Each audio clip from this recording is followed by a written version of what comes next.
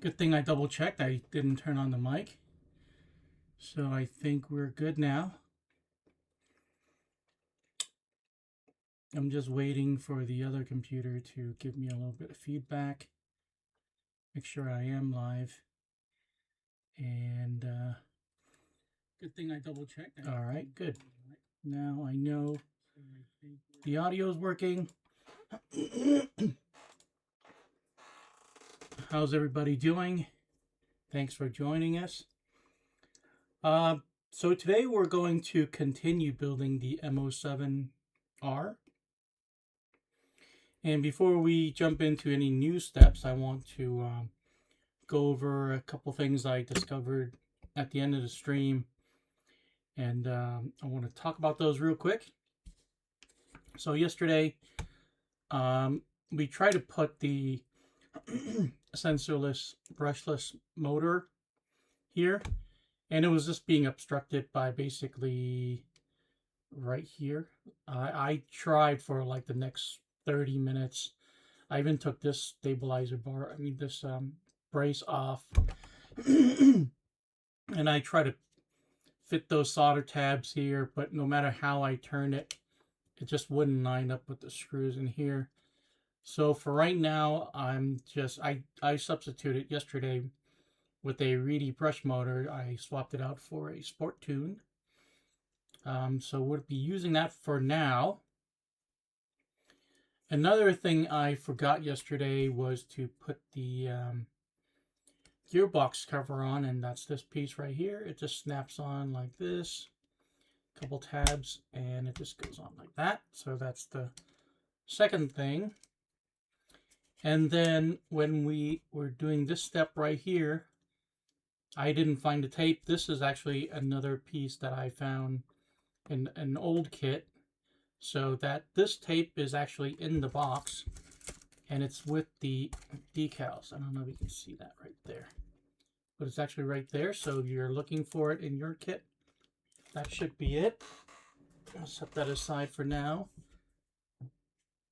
And then the last thing I didn't realize until after the stream, when we were building them, it actually says here, and I just kind of overlooked it. The springs are different colors. So there's two that's yellow and two that's blue, and the two yellow ones are for the front. So I ended up having to swap this one. I don't know if you can see that spring. There's that yellow dot there, and there's a yellow dot there. So those are going to be the front ones. The remaining two, there's a blue dot here, so these are going to be for the rear. So something I figured out after the stream that I want everybody to be aware of. So let's go ahead and keep moving forward. We ended up yesterday by snapping on the front dampers. So let's go ahead and start right here on step 21. And again, since we're doing the 239 millimeter wheelbase, we're only going to go up to 28. 29 to 36 is for the shorter medium wheelbase, 225 millimeters. So let's go ahead and start right here. Going to need those rear body posts. And it's going to be right here in the A trees. How's everybody doing this Sunday afternoon?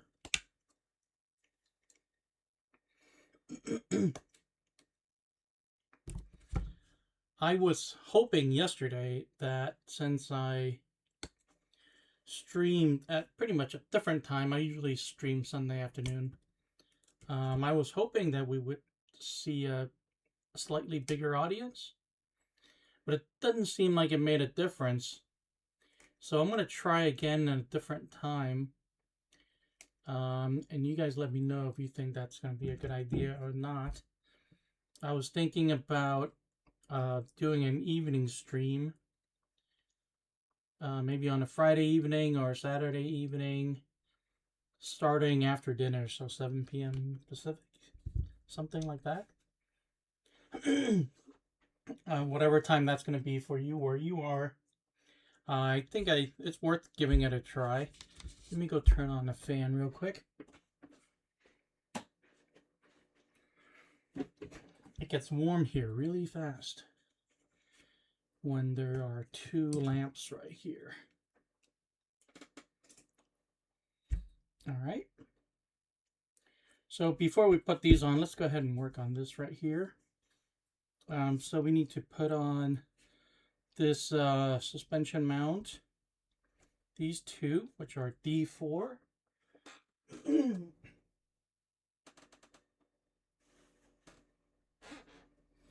Should be these right here. So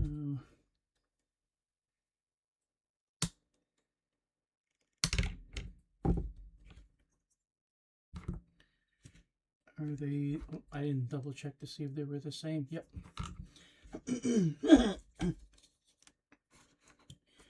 And I found the stand.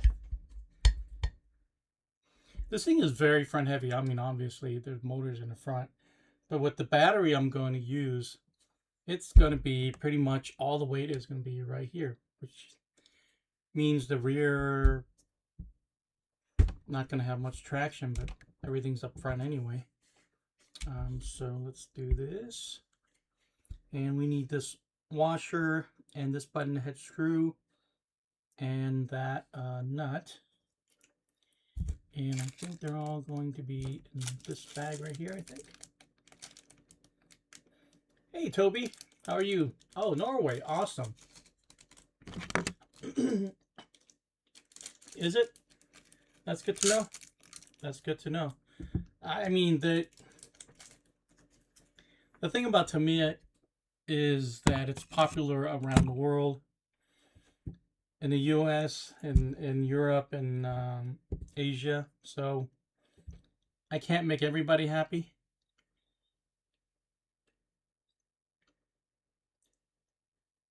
I agree with you there. This plastic is definitely different. And how much was this? This is $225, I believe. So it's $100 more. It's quite a bit more, but it's not like TRF money, you know, starting at $700. If you're looking for touring car chassis, like a full-size touring car chassis, TA08 is actually a very good chassis as well.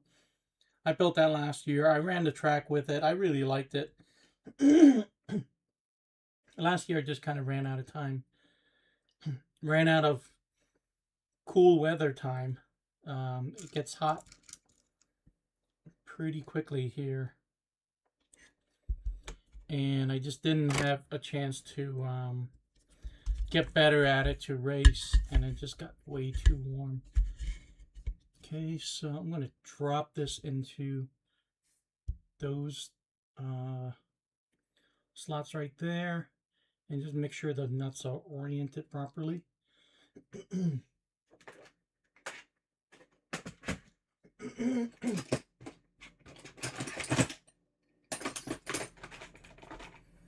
I'll try to find the tweezers if I can. Here it is.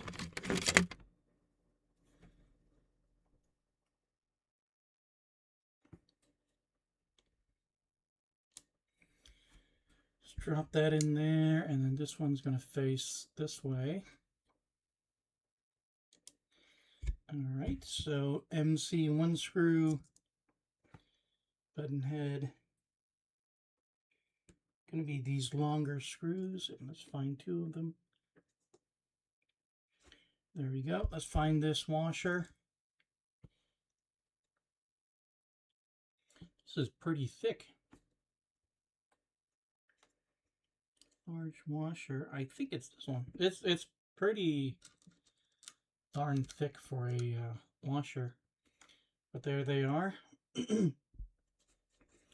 So this is going to go through the washer, and then it's going to go through this arm mount, and I think it's going to be this way. Goes through, and then it's going to meet with that nut over there, and it's going to be hard to see. but it should go in like this. And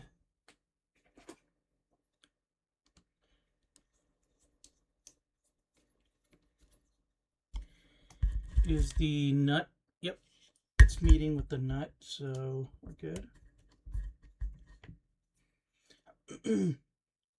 Built the TO last year.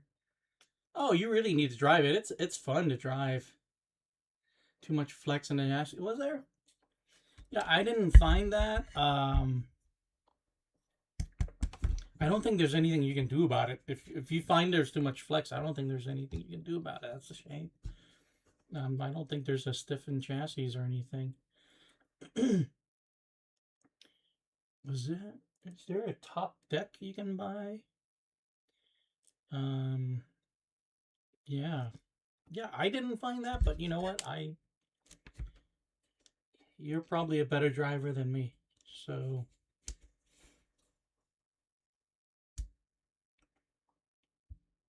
I'm sure you know better than me. M-07 at the club level on a few occasions. They are. I'm actually looking forward to this. The only shame is that I can't fit a brushless motor here.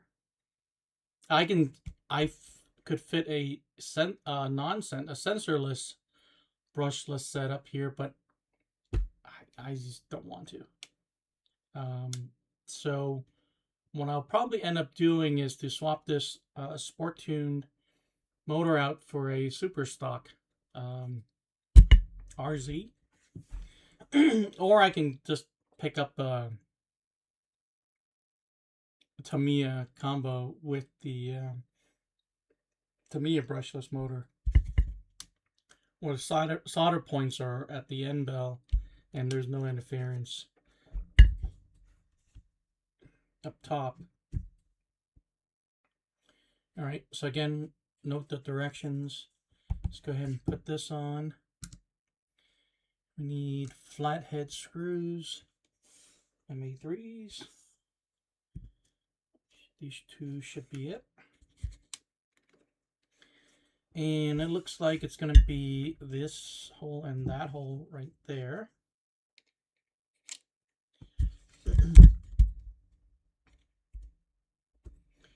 And I believe these are the same. And these are going to be oriented this way because we're building the... actually, I don't think the wheelbase length matters for the body mounts. I think they're at the same place. Could be wrong.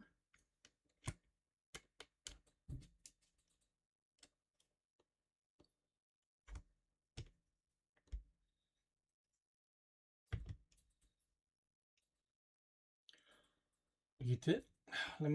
I'm just going to click it right now. Give me a second.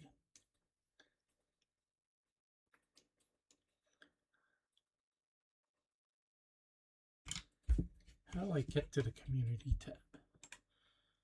Let's see. Oh, is that it? Right? Okay, I see the button now. I don't really look there that often. Here's how I cut the chassis. Oh, wow, you cut it a lot. That's quite a bit. You cut it all the way. I can't even tell how far you cut. You cut it into... Oh, you went up to this line. Am I right? You cut it all the way up to that right there. Actually, you basically cut this lip away. That's what it looks like. Yeah, all around. Wow, that's a big cut. And looks like you cut it all the way to down here. Oh, very cool. Yeah, that's excellent. I think I had a couple people put in the comments. Oh, okay. There's another picture here you posted with the 17.5 motor there, and yeah, sure, completely cleared. You got it. That's great. That's great work.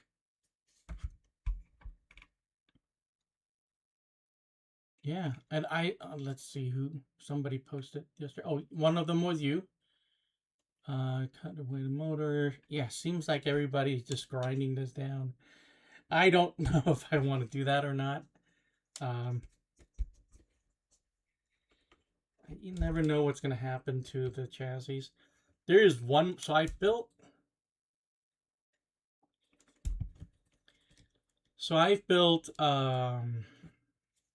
was it beginning of the year or end of last year? I built the MST TCRM, which is also a M chassis kit. Then I built the M-05. Once upon a time, I built the M-06 already. I don't know how long ago that was. And I also built the M-08 concept. So I think I should pretty much keep one of these for racing. I haven't decided which one yet, but after this, I still have one more M chassis to go.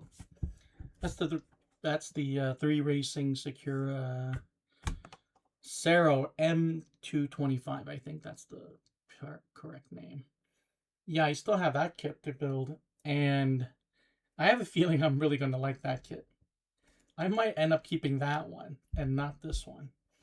I love Tamiya. I built a lot of Tamiya kits, channels built on Tamiya. But I think that belt-driven Cero is going to be a better chassis. Well, we'll see. I'm going to drive this one. I haven't driven the TCRM or the M-05. I probably won't. I will drive this one. I've already got the Sanwa compatible receiver out, and I took the transponder out of the TA08. So I'm most likely going to be driving this one. This one's not going to be a shelf queen, and it won't be sold, I don't think. At least won't be sold right away. Start over here with step 22, D2. I think it's going to be this.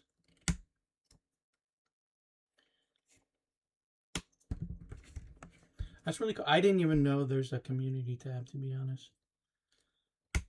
If I have seen it before, I thought it was exactly the same as the post tab. I didn't know there was a difference. Very cool.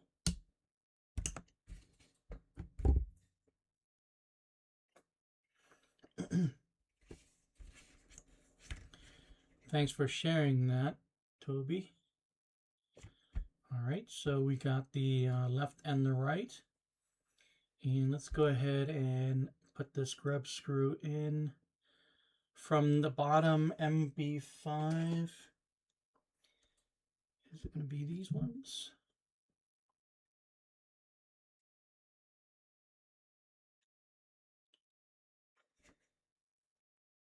I think it's going to be this hole right here. And now it's going to come up 1.5 millimeters.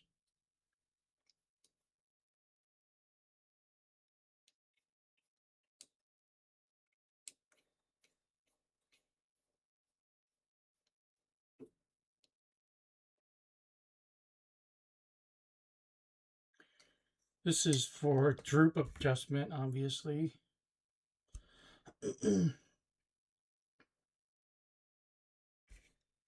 And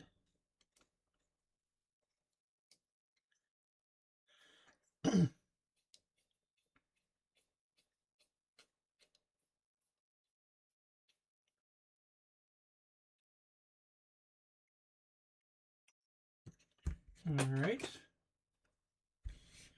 So let's go ahead and put this on as well.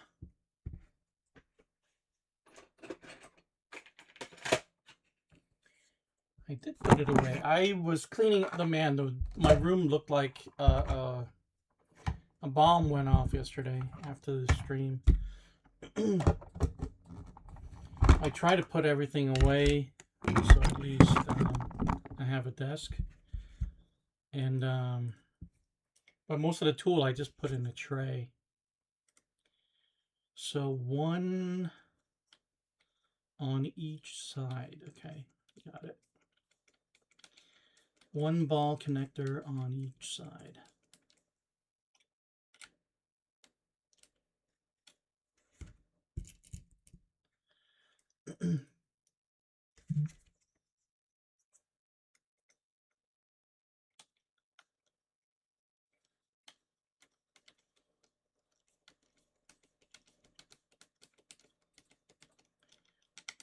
All right.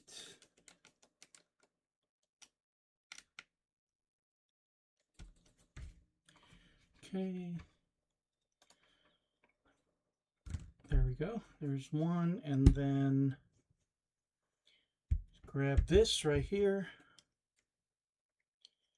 D4.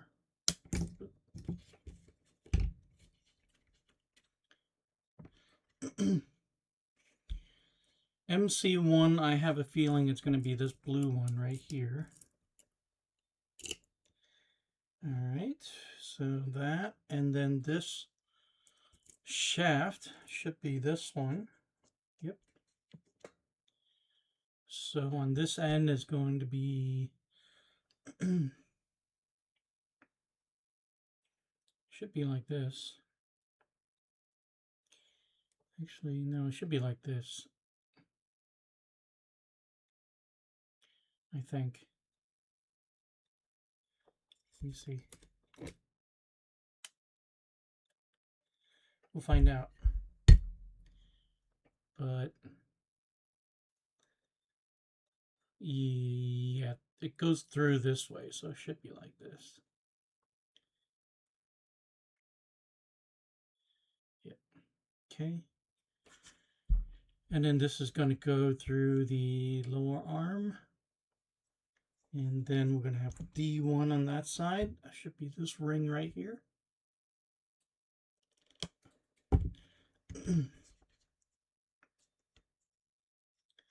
So there's one side, that's the left side. Let's go ahead and grab the rest.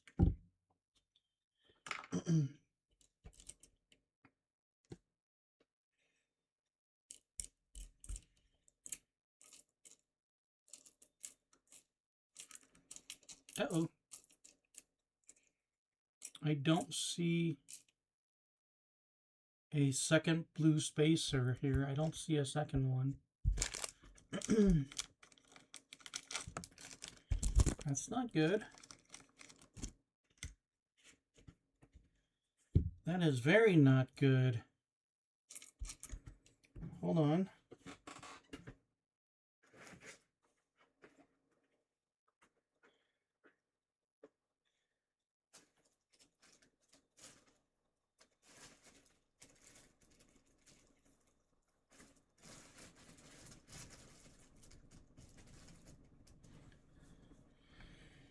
Unless my eyes are that bad.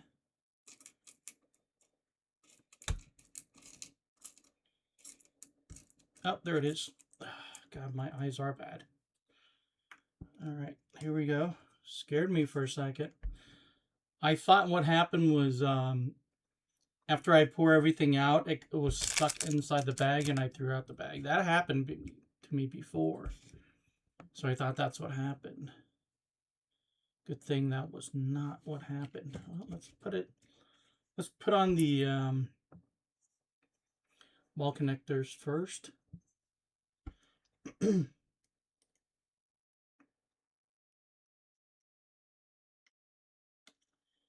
Yeah, it's really a shame. I mean, I don't know what Tamiya is doing.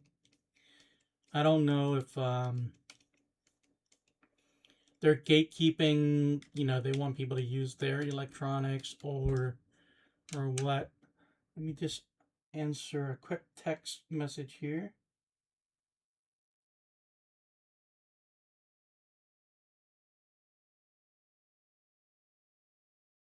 Somebody needs me. Just tell them I'm busy. I'm occupado at the moment.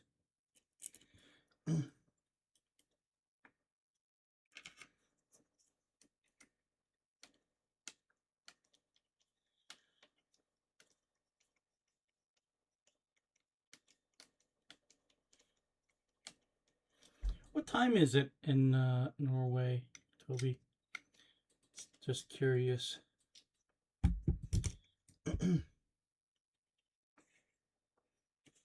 So once again, this.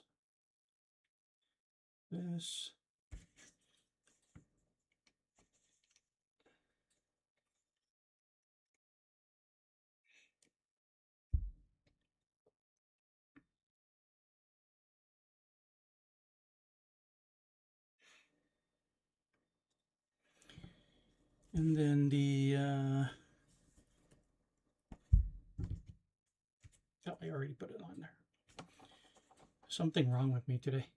All right, I think we have both of these ready. So let's go ahead and put these onto the chassis. And let's see how difficult that's going to be. All right, before we do anything else. So it looks like it's going to be a long screw again. Through one washer here, that's going to be the thicker washer that we used previously. Through the arm, actually through the mount, and then 2 small shims, and then the nut. All right, so let's go ahead and start with the nut just like we did last time. Let's make sure we orient this properly. And where does this go? This goes up front. I don't know if you can see that. Okay, so it's 9 p.m. So we're going to drop it down there.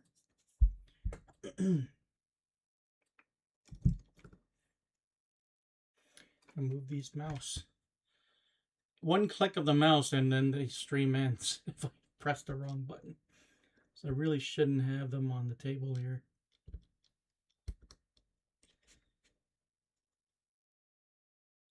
Alright, so the nut is in there. So let's see.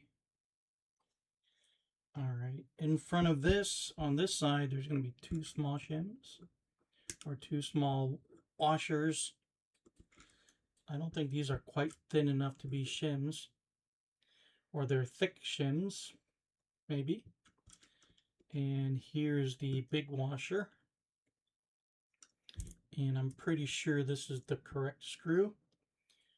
So right here, screw, washer, mount, and then 2 shims or washers, and this spacer right here, and we need to connect everything all together. This is very familiar to me. I think I did something. It's probably the TAOA where it feels really similar. But I kind of feel like I remember doing something similar to this with another kit. So,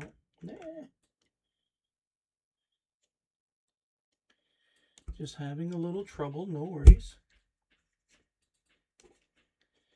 Get it to work. Needle nose tweezers, yeah, they come in handy. Yeah, every tool I have, I feel like it's because it came out of necessity. I feel like I don't have any tools that are just for show or just for fun. I feel like I've been acquiring tools as I find use for them. So is this something is not going far enough in? Okay, there we go. Just as soon as I set that, it snaps into place. And this is 2.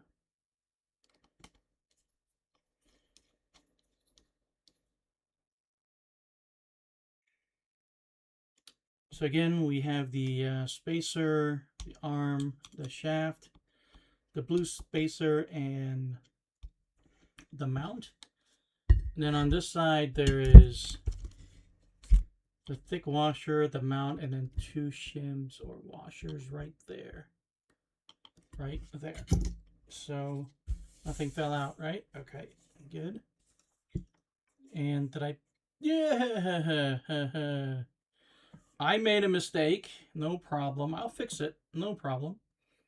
I have the arms in the wrong direction. So I have to redo that again. No big deal. It happens. Happens too often, but it happens. That's just my fault for not paying attention. Easy fix though.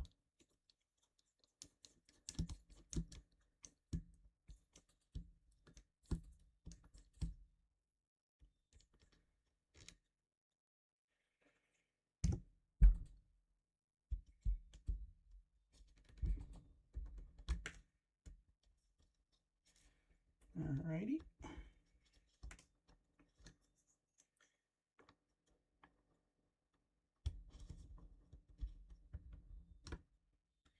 Easy fix.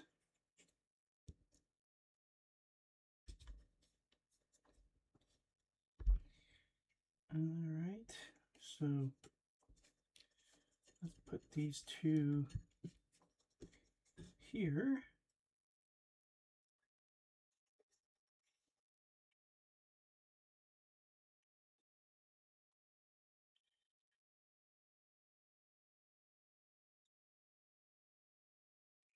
I want to just glue these two things together.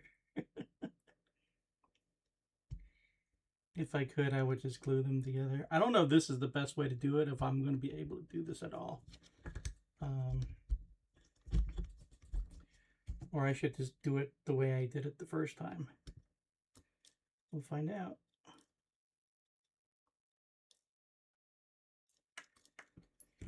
All right.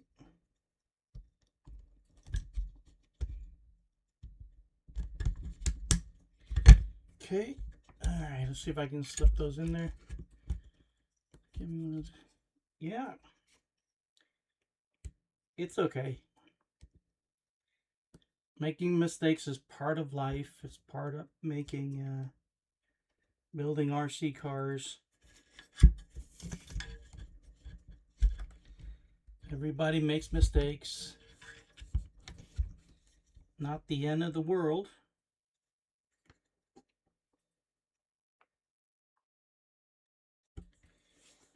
You do have to be willing to fix it, though. I think that's the...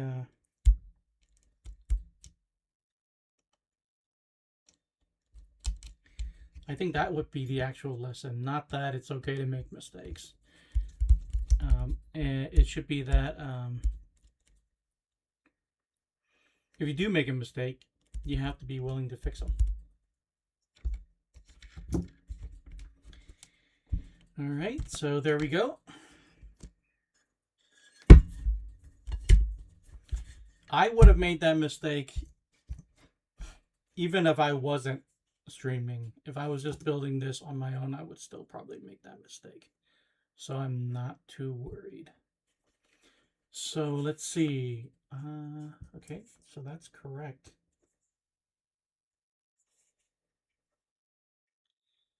All right, and where's that blue?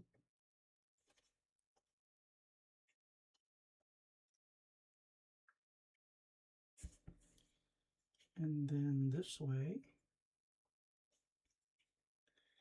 All right.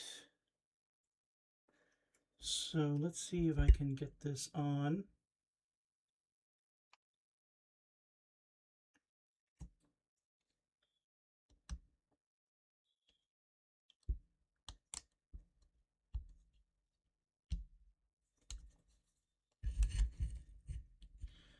I mentioned this yesterday. If I was not recording a video, making a video, or streaming, I would not be holding this out in front of me. I would be right on top of it. So this adds a little bit extra difficulty.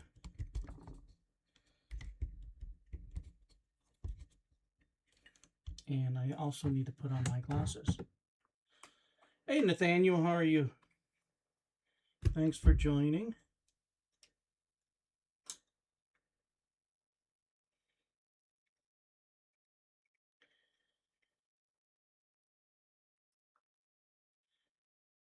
I'll be honest. TTO2 is a great starter kit.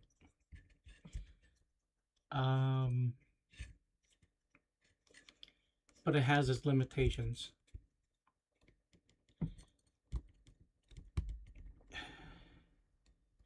It's a great starting point.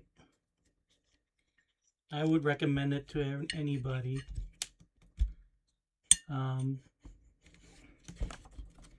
Especially if they want to start on a budget. But if you want to graduate from the TTO2, there's a lot of ways you can go. Probably have to do this a different way. Let me see.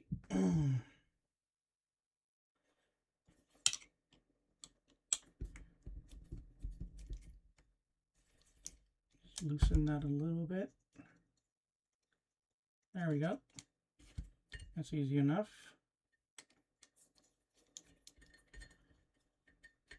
It is absolutely a gateway truck.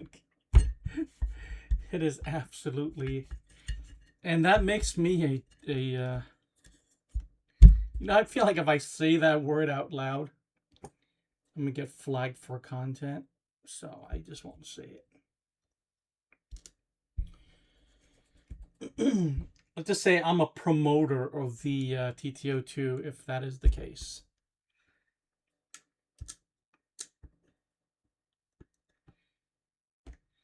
I think I'm not. I haven't counted.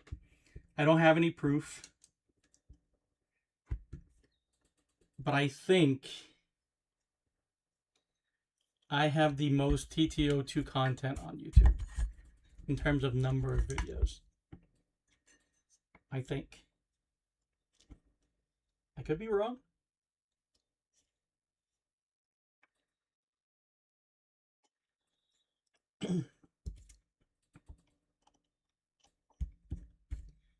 Somebody out there might have a lot more videos than me.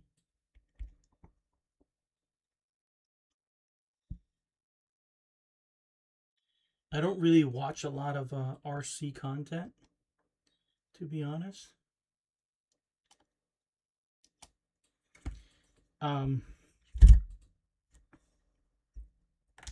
Yeah.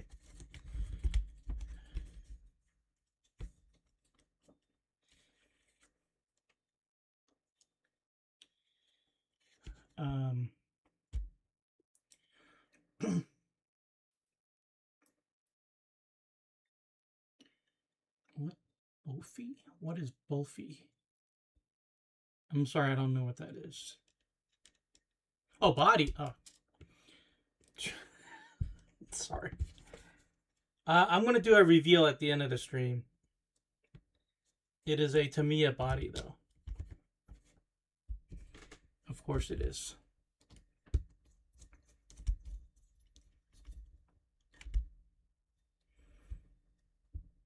Okay, there we go.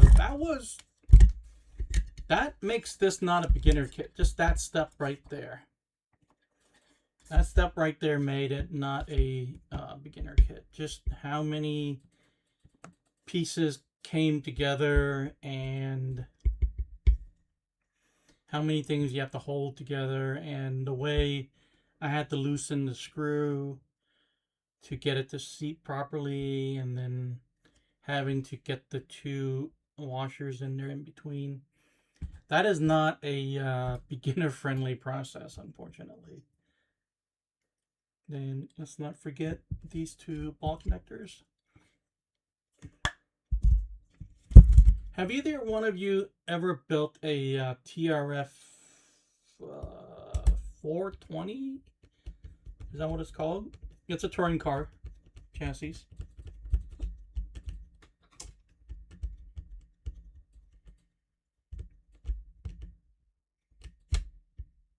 All right.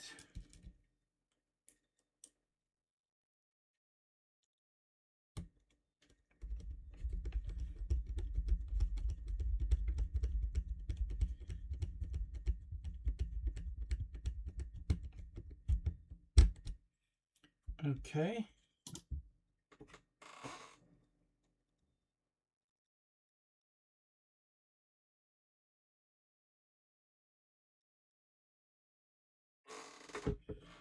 Alrighty. There we go. And let's go ahead and do this. Somebody's texting me. Sorry about that. I don't know why conversation cannot wait.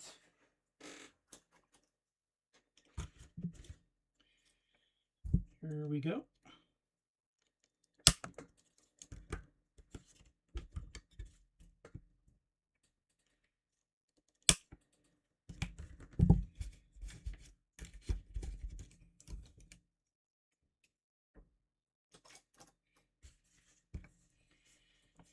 Okay, so there is a top and a bottom, and I believe this is the top side.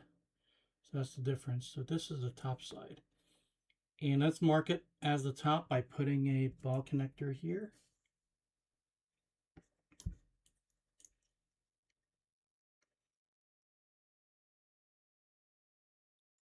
Yeah, the TTO2 needs a lot of hop-ups, but that's part of the fun. That's why starting with the TTO2R makes it kind of a smart way to go if you are building a race car.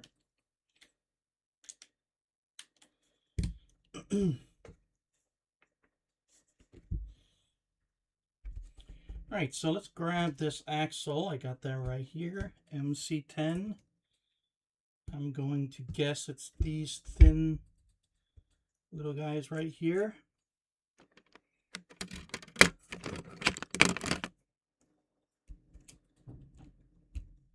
And those are not metal, so I won't be able to pick them up.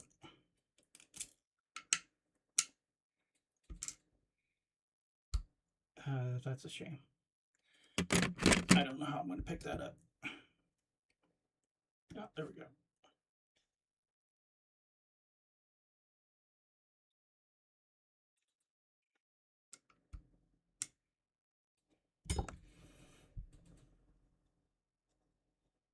Yeah, I think building and wrenching on kits is, I'd say like 80% of the fun for me. That's why you don't see too many driving videos anymore on my channel.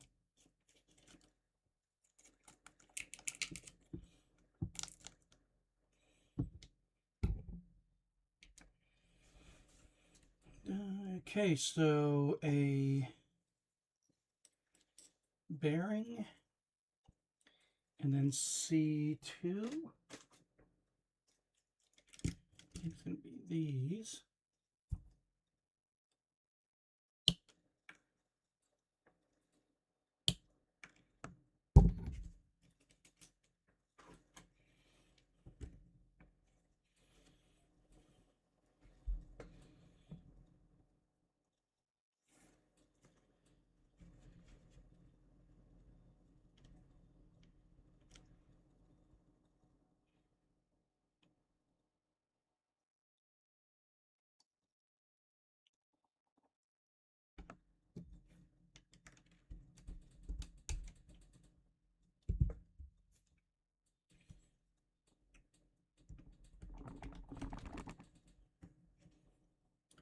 Alright, so that goes in here, and then the bearing, pretty much like the front, right?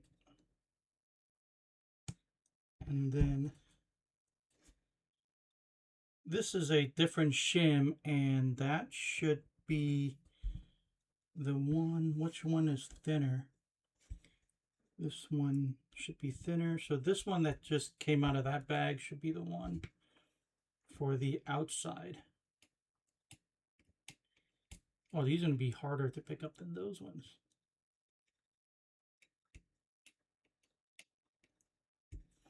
All right, let's see if those are metal. Nope, they are not. Oh, there it is. Okay. So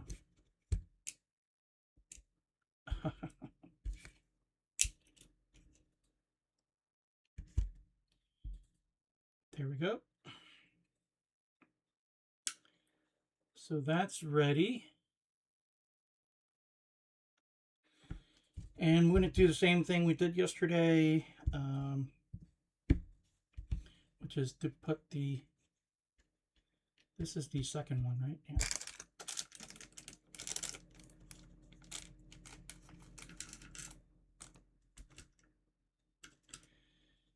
Yeah. Yeah, it's not even about like racing. It's just even just driving it. I don't even drive any car that much. That's why I want to get a. I want to get like a tiny, like a 14, 18 scale, like cheap basher type.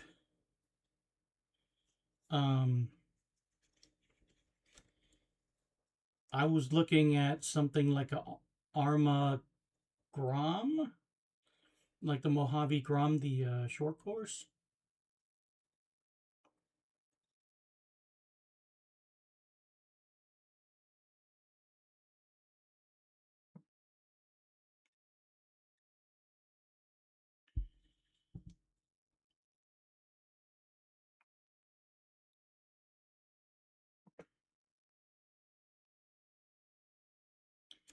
All right, let's see. I don't have that bearing pusher anymore. There we go. There we go.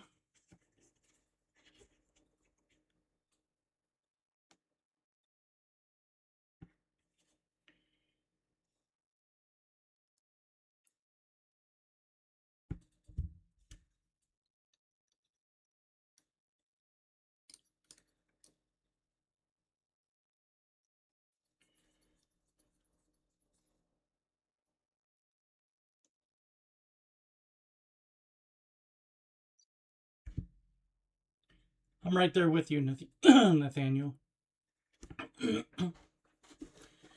I really want to race again. Now, the problem with racing is it takes the whole day. That's what gets me. You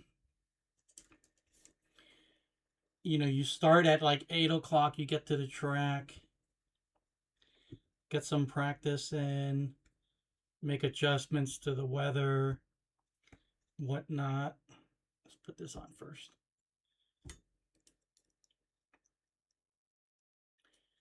Right. This is the top. So this side.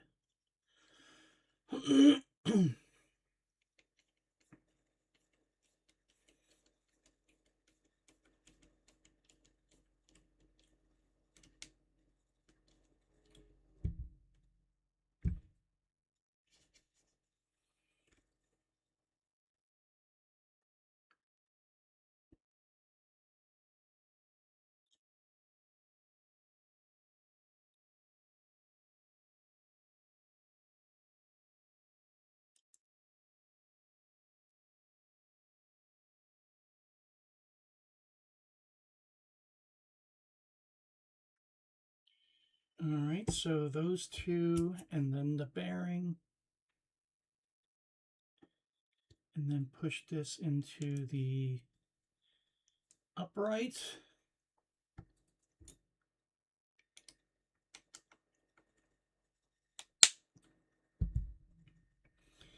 And then this black spacer, correct? Yeah, it's the same thing. You can drop it on from this side, it doesn't matter. And then the other bearing, which I do not see, it's stuck right here.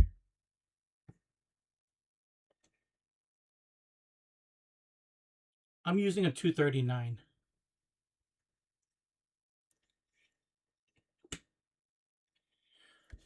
There aren't that many 220. Oh, actually, that's not true. I don't know if there are a lot of 225. The 3 racing kit I'm going to build is 225, and I already have a body picked out for that. But that one doesn't have to be a Tamiya. So I have a lot more choices, and I found one I really like. I should probably buy it soon, just in case. And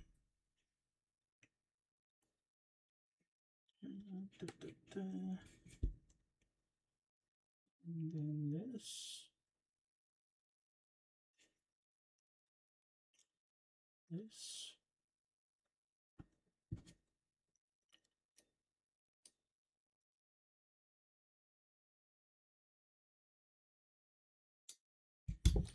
Okay, before we move forward, I do need to punch this hole. And I didn't know we were punching any more holes, so I put the reamer away, so I'll be right back. You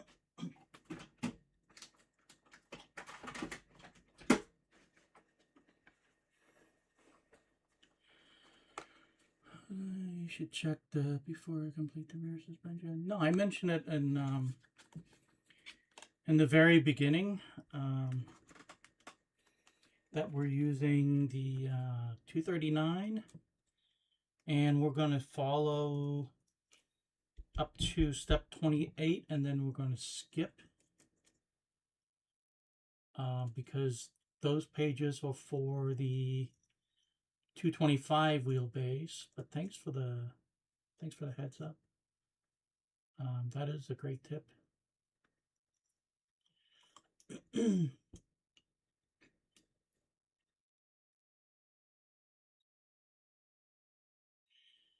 This is actually not that confusing. The TCRM, my goodness, that manual was bad.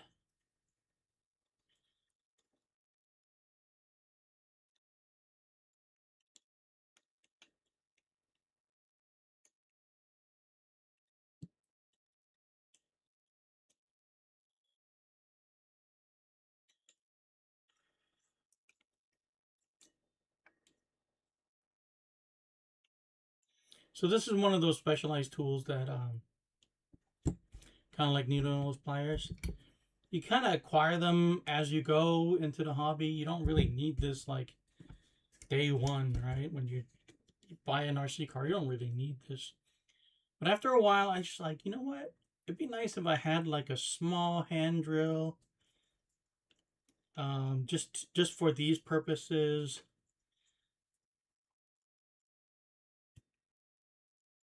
Something easy to use, small footprint.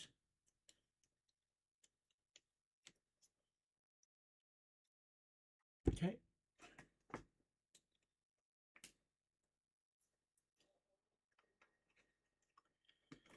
Yeah, no worries.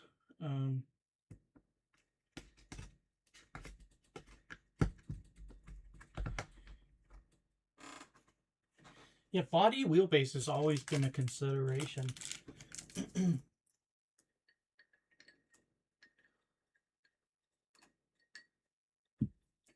Especially since you're building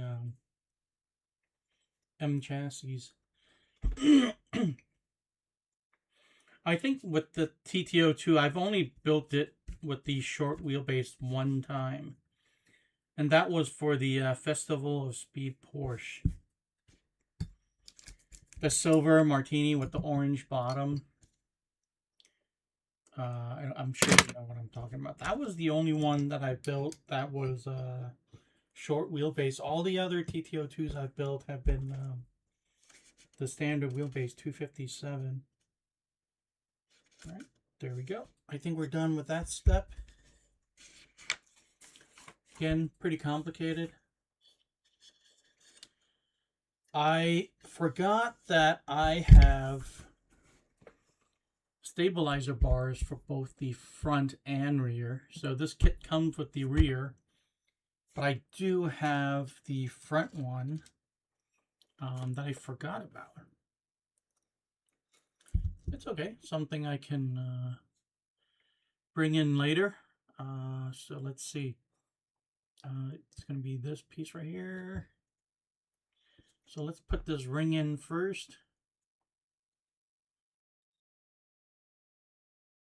And then put this little screw in. Should be these dark ones.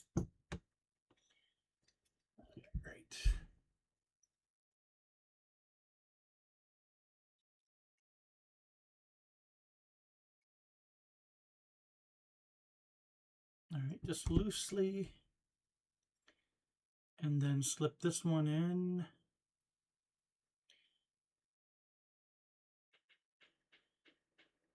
Doesn't need to make a turn. Good. All right, so let's put the screw on this.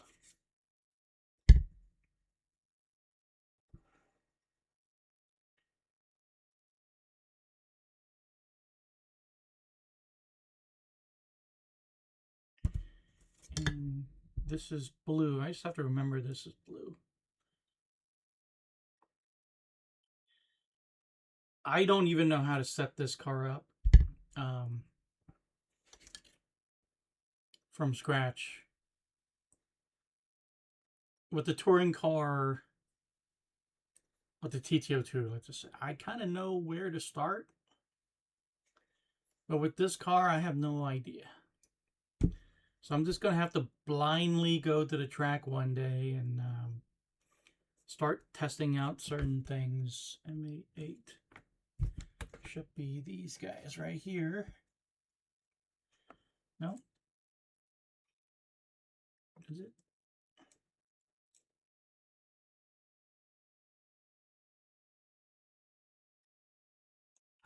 These are that. So where is this MC8? MC8. I don't think there's any more bags.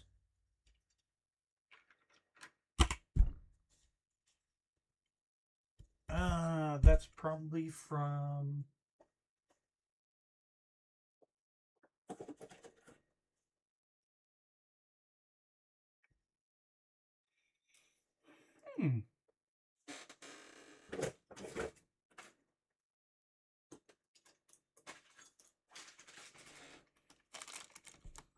Are we in the D parts tree already? I don't think we are. That is C. So it should be here. I feel like it's the same as those. Where did I get those? I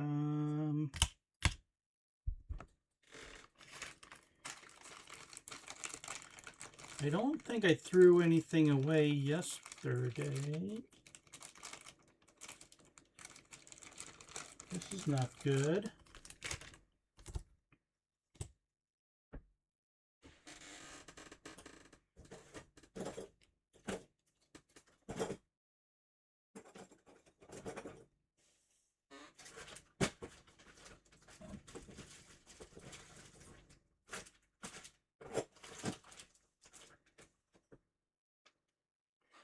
I might have to go back and watch to see where I grabbed these from. Where I grabbed these from. And let me just double check. MC8. Are they the same as the dampers?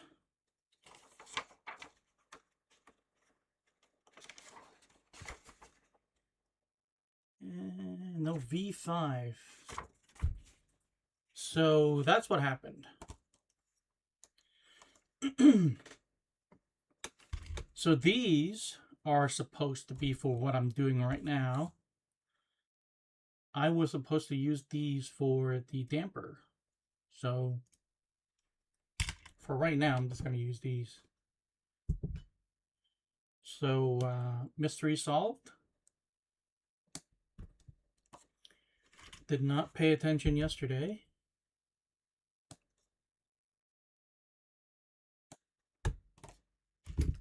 It'll still work out, no worries.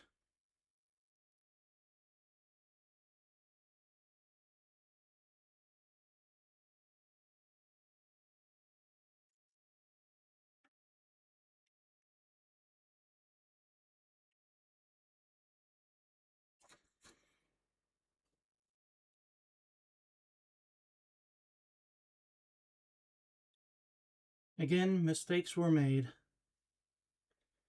That's okay. Now let's go ahead and build that. And they need to be 24 millimeters.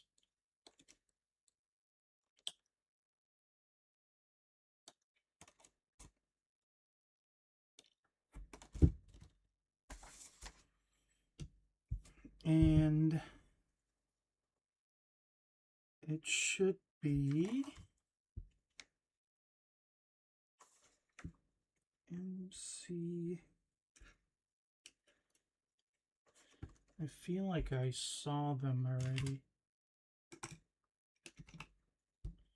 It's not these. MC3. Where the heck are those guys? Is there a bag I'm missing? What is going on? Did I forget something? What the heck is missing here?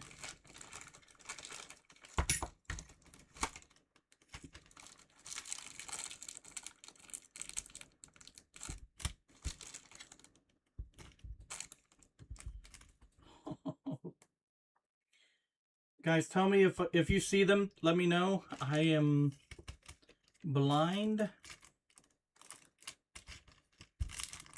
I don't see where those... I don't see where these are in the kit. Maybe you look over here.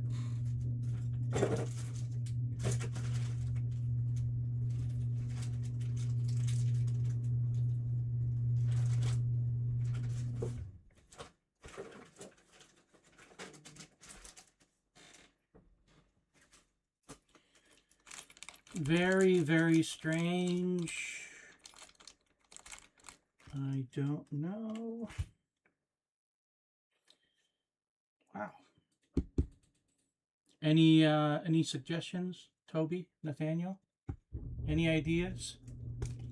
I am missing these guys right there. Is it? It can't be this, right? It can't be this. Tamiya doesn't make mistakes like this. And this I'll probably need later. Yeah, I need it for this. So that's not it. How come everything else is here and it's just those two guys? Is it in this bag?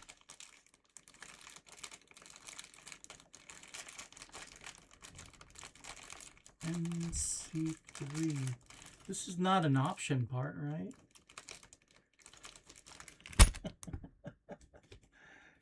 Well. Let's see. What should we do?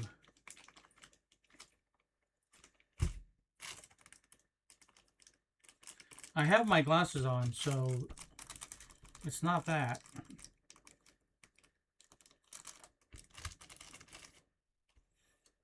Here's everything that's left. If you see it, let me know. But I can't, for the life of me, see where these guys are.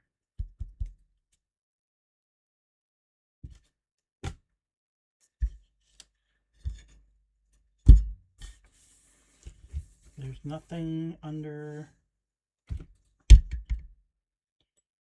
Wow. Mystery.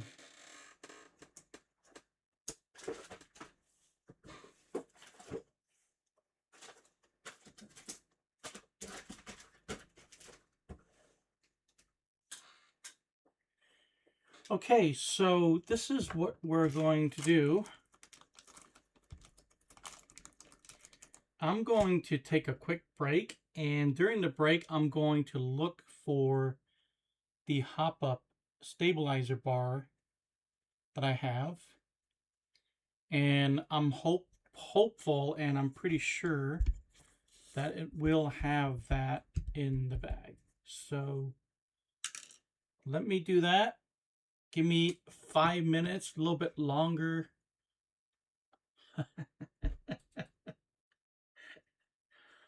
Nathaniel, thank you. I really should quit YouTube.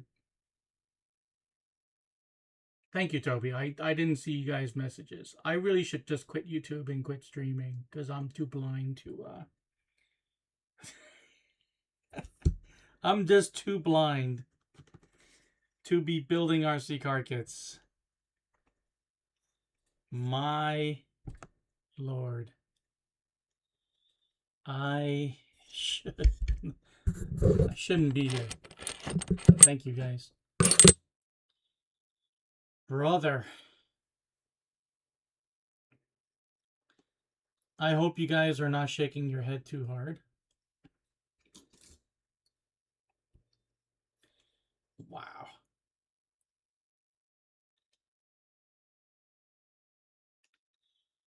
To say that I am upset at myself would be an understatement.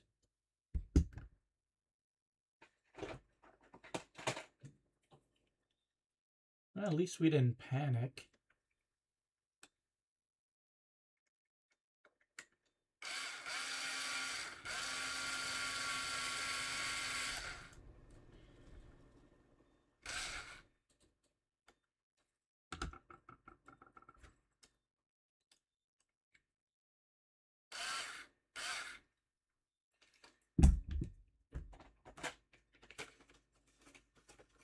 I was definitely looking for the black ones. I didn't even think this was blue at all because it's just shaded just like all the other stuff. You are definitely right about that. Yeah.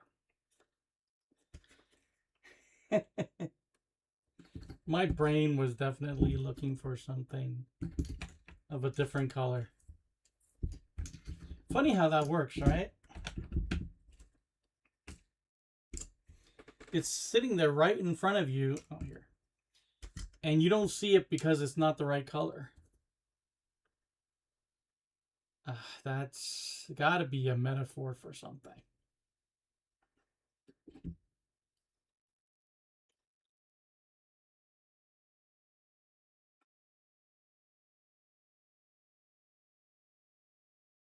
Hey, thank you, Toby. Thanks for stopping by. Thanks for helping me find this blue. Extra long ball connectors that prove that I'm blind. You have a good night as well, Toby.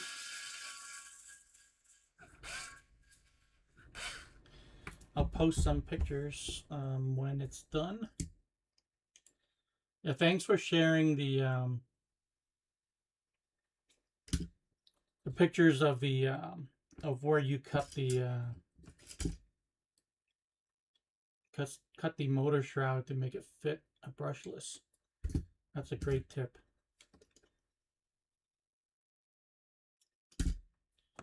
There we go.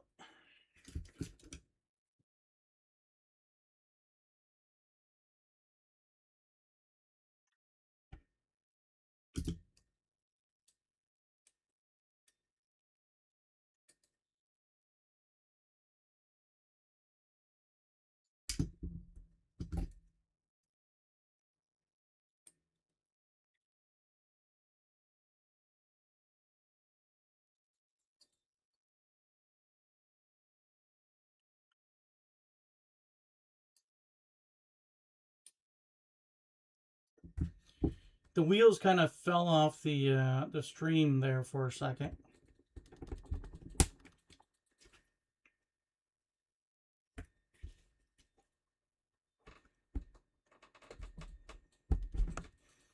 But I think we're back on track.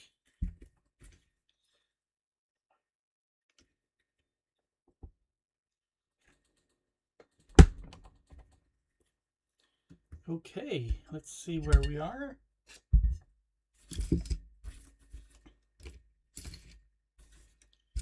So this is going to sit like this into this groove, I believe. Yep. Let me center this.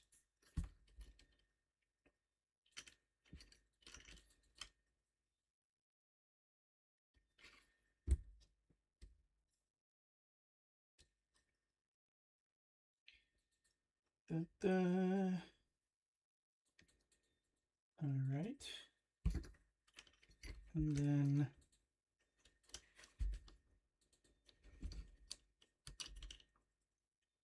snap these on.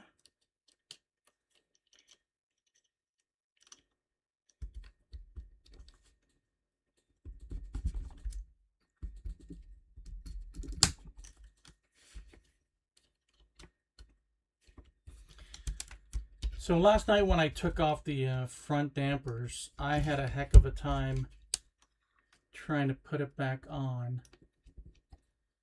I guess I was tired by then and I didn't have a lot of strength left. So I had to use a tool. I had to use this. I believe these are called slip jaw pliers. This one just happens to be quite small, and this fit perfectly. Let's see, it fit perfectly for RC cars. So I'm glad I got this. It was on sale at one point. It's like three pliers for like 20 bucks or something. It's not even available anymore. I think it just got so popular people bought them all up.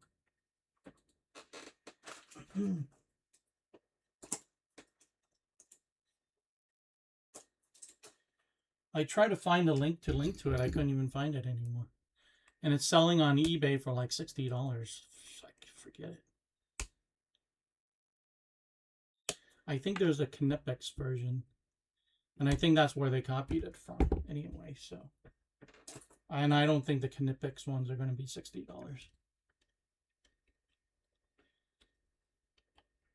I wish I could afford Knipex tools.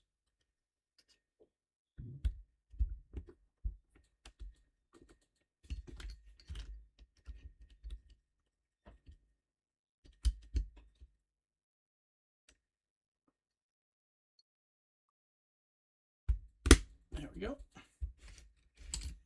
And 4 MA1 screws. MA1.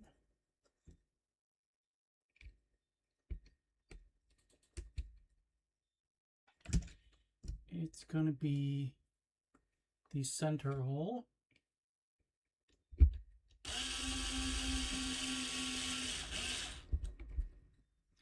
And also these holes.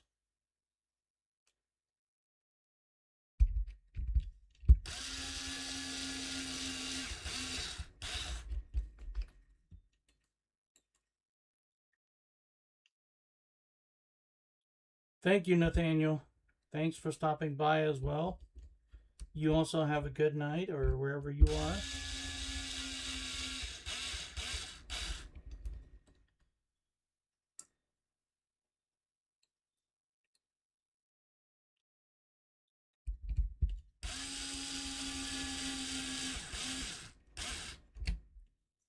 Okay. After this, we're going to take a quick break because a beverage was bought for me and it has arrived. So I'm going to go retrieve it.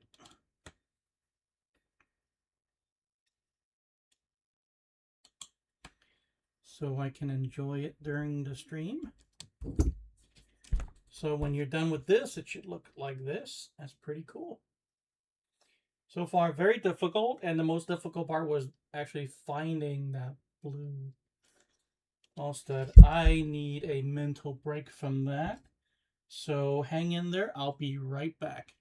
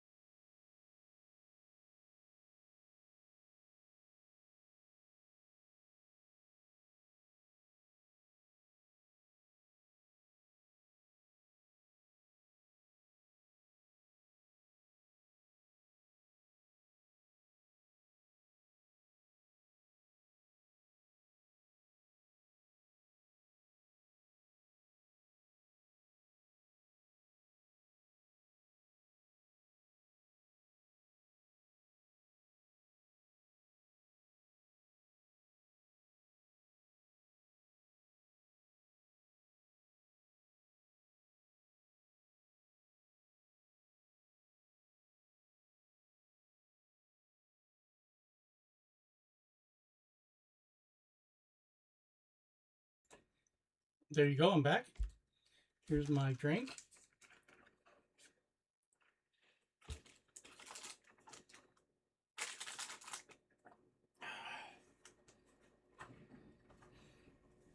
Very refreshing.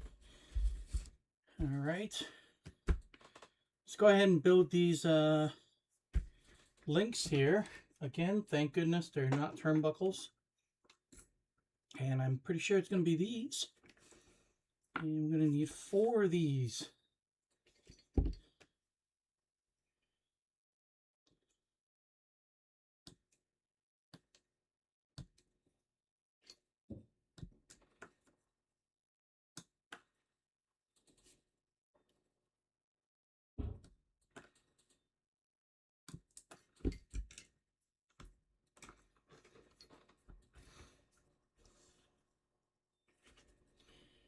So this is going to require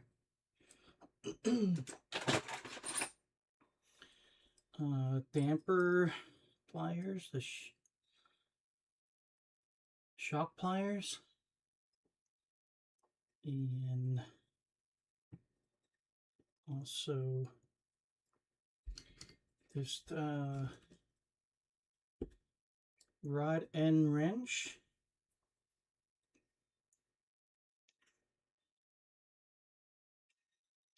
And both sides are going to be righty-tighty.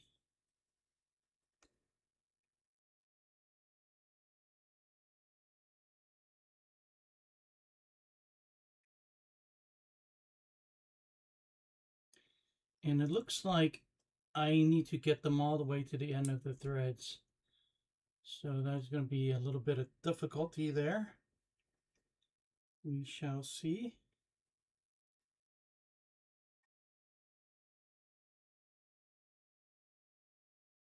And the cups do not face in the same direction. So we'll just keep turning. I have a lot more to turn.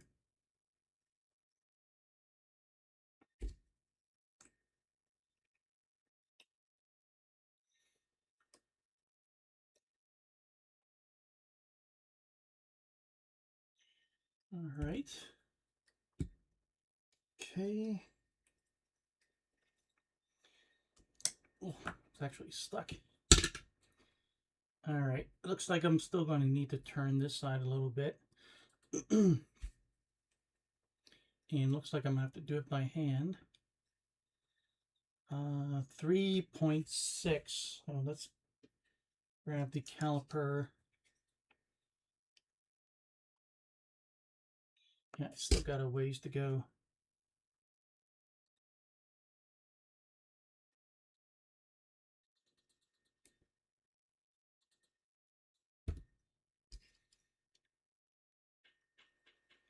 Pretty close. So I think for right now, I'm just going to say this is the right side. I'll build a different one.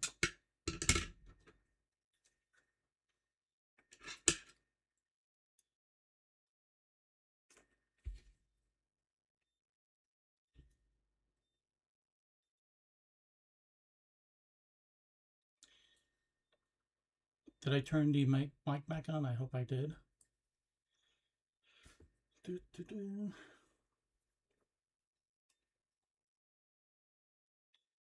This stream is not a complete amateur hour. I don't have the best equipment or anything, but it's not my first stream. I'm pretty sure I've forgotten to turn on the mic at some point in the past.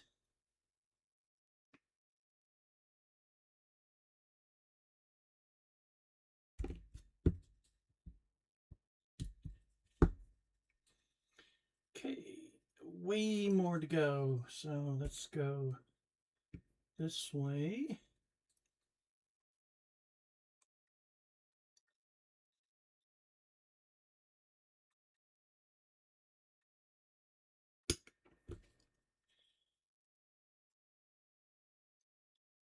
Let's try to twist this I need to go another 360.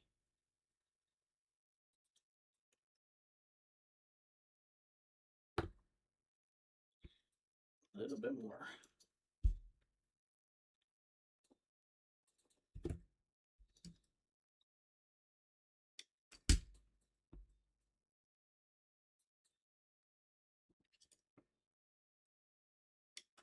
Ugh, I can't go back.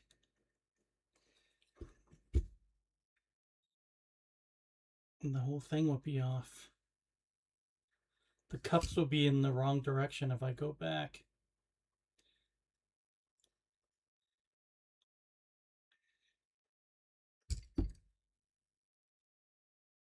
I think this is closer than the way it was the other way around. So we'll just leave it at that. So once again, we're going to have to do a little bit of filing right here. They're not going to just fit in here. We have to file on both sides.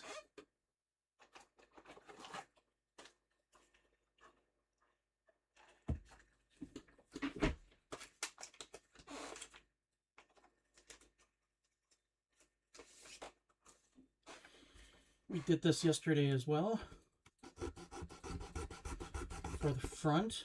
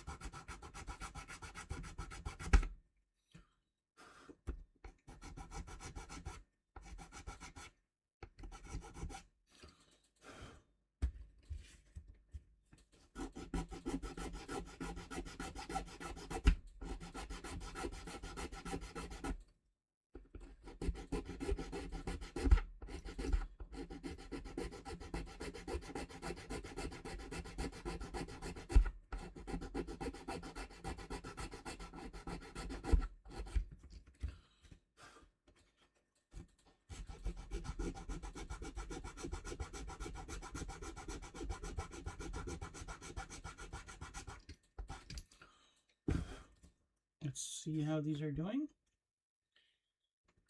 Still need a little bit more. Still need a lot more.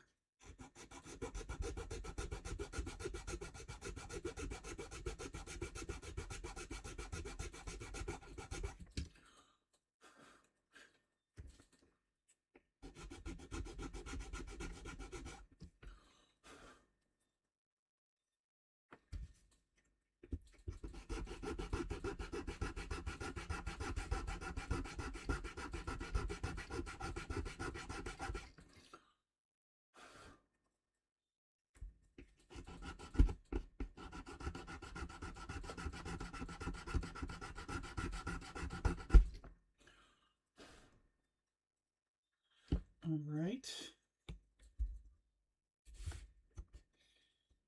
Okay, that's pretty good. Got good movement there, range of motion there. Back and forth.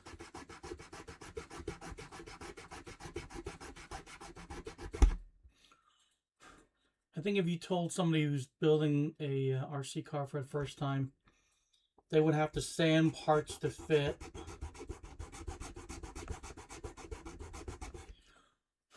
They would probably quit.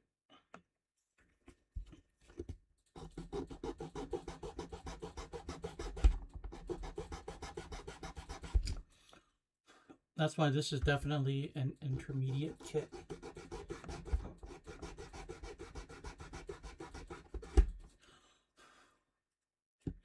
Let's try that. Okay, good.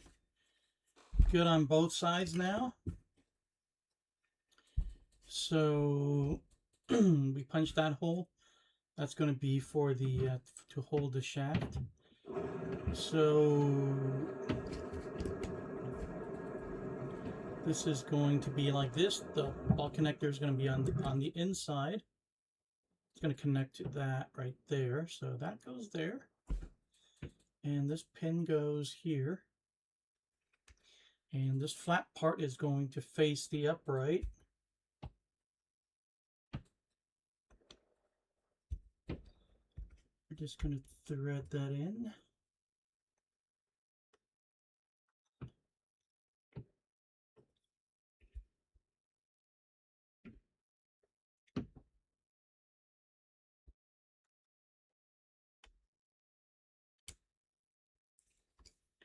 Push it all the way through.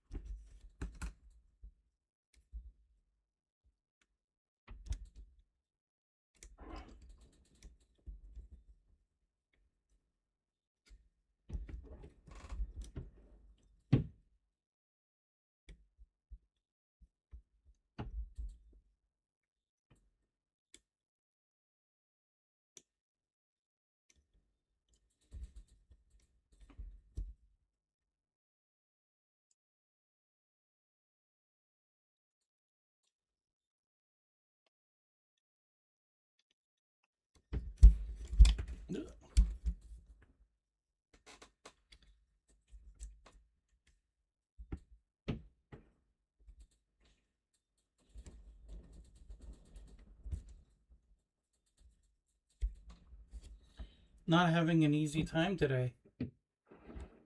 Everything seems to be a little bit difficult. But we don't quit.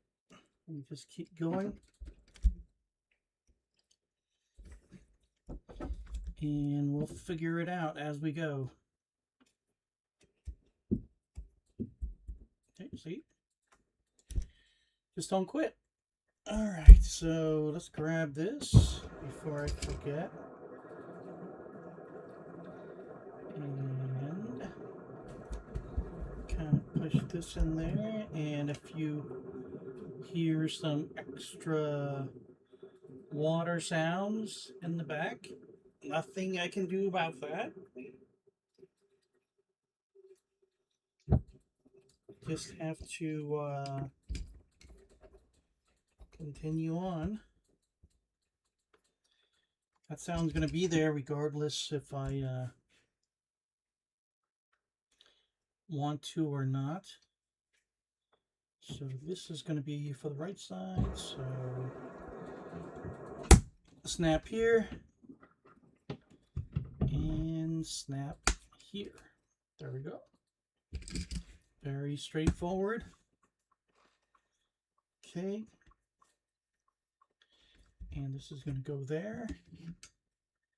Going to slide the pin in with the flat part kind of facing the upright.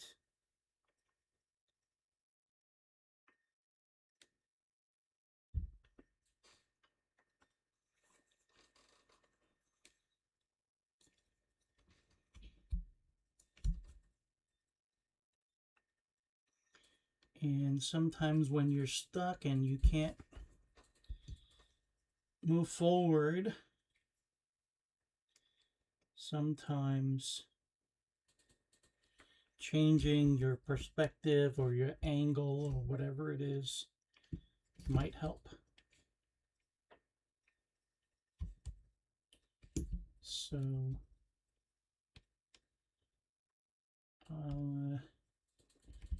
changing perspective, angles, whatever might help you see a little bit better.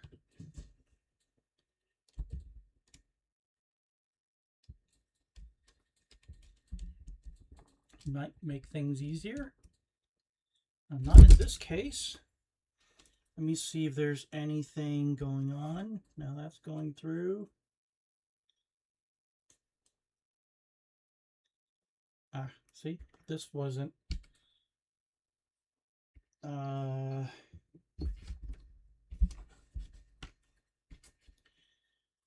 This wasn't smooth. I'm having trouble pushing this through just without trying to line it up with that hole. So let me kind of smooth this out a little bit and try again.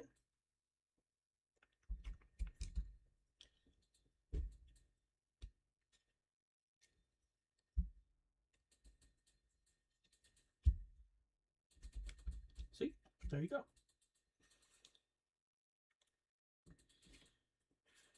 Sometimes it's not you, sometimes it's the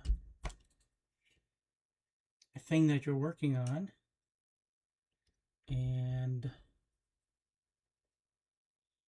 you just have to persevere.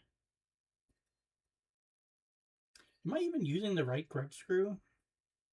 I don't think I am. I think it's supposed to be this dark one. Yeah, I think it's supposed to be this dark one. I'll change the other side in a second.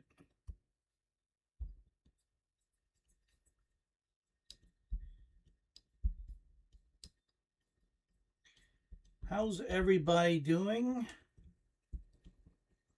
Watching the stream. I am probably 3/4 done with the M-07R kit here. I should be able to finish it today. Thanks for joining the stream. If you want to say hi, tell me where you're from, tell me where you're watching from. That would be awesome. If you want to share your experience with this kit or any other RC car, would love to hear about it. And that's why I stream, partly why I stream. Kind of meet new people and find out what the hobby's doing out there, how everybody's enjoying it.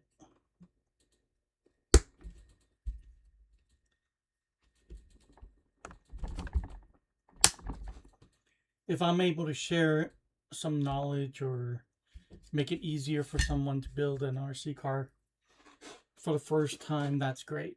I mean, that's why I stream.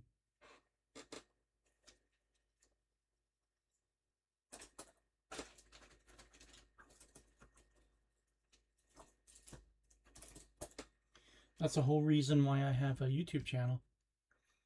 So I can show everybody how, I don't want to say it's easy, how anybody can build an RC car. You don't have to have any special knowledge or talents or anything like that. I see one, and I see another one. Oops. I hope I didn't use the wrong ball connectors this whole time.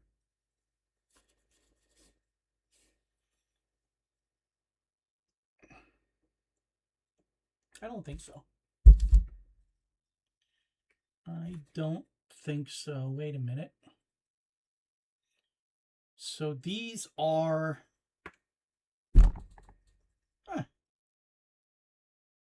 I have a feeling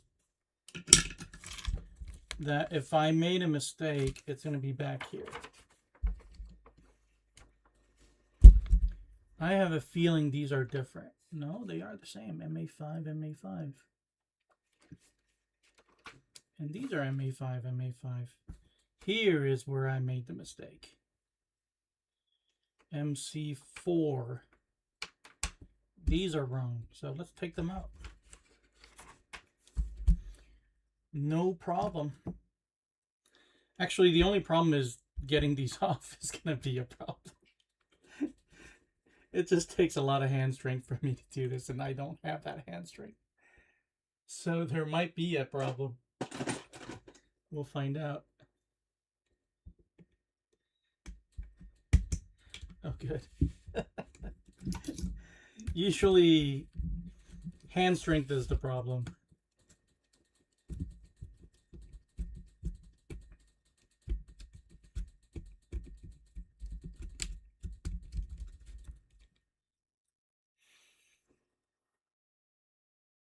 Yep, these are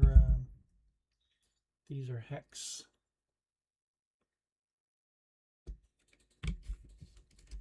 Only reason I caught that is because I know the damper mount ball connectors are blue. It was blue on the front side, so I knew the rear should be also blue.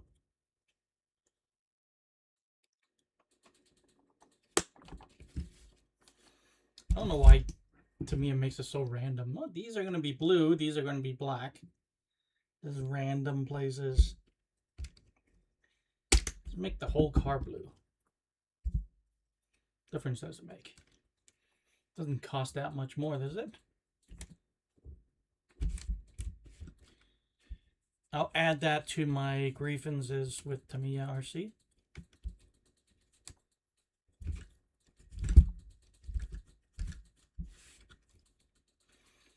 We've already discovered one grievance I have with this kit in particular, and that is the clearance of the motor shroud.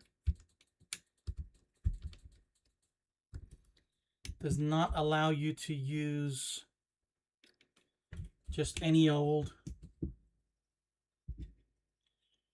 brushless motor. You pretty much have to use the Tamiya brushless motor, where the solder tabs, the wires come out of the belt end instead of the top. Because most censored brushless motors, the solder tabs are on top, and it doesn't clear the motor shroud on this chassis. So we have other viewers and commenters on in my post that they had to grind this piece off, this lip right here off, in order to fit, but I'm not going to do that for right now. So we went with a brushed setup so I can finish the kit, but it's something I can work on going forward. So let's see. We are here. I believe it's this side, and it's going to be the outside holes.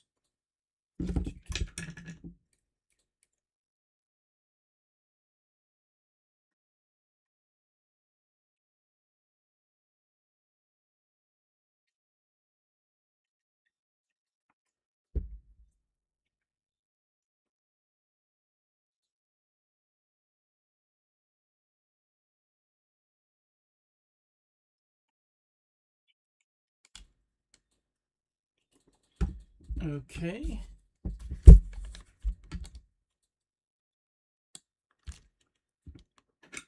And let's go ahead and put this here.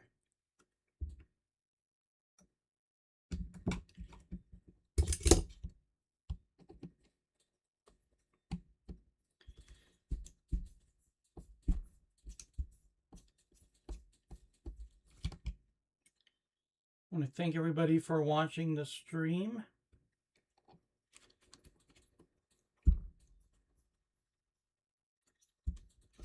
Oh, I forgot to ask. If everybody can hit that like button, I'd appreciate it. It will tell YouTube that I am doing a good job, you are enjoying the stream, and push it out to more people. Just browsing YouTube right now to come join us. So if you can hit that like button for me, I'd really appreciate it. So after we're done here on step 28, actually, I need to snap on. I need to snap on the dampers. Forgot. Okay. That isn't a problem.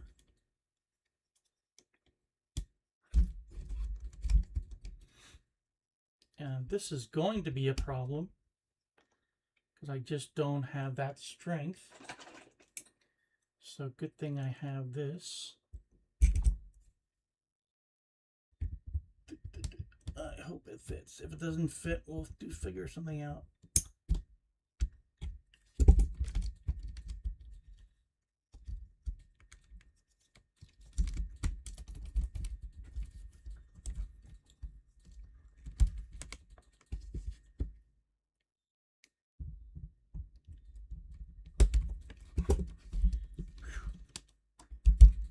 Lifesaver. I just don't have the hand strength anymore to snap these things in. That one's easy. But from up here with the weird angle, I really have a tough time kind of holding it and everything. So I'm glad I found these. Makes it really easy. I would link these in the description, but they are sold out. Nobody has those. But like I said, I think Kinepix makes a version of it. They are water pump pliers. I believe that's what they're called. So let's go ahead and move into the servo. And it's going to open up another difficult part of this build. I know this is centered right now because I centered it this morning. And I also know that this screw is the correct screw for this particular servo. So I'm going to do my best to kind of leave that alone.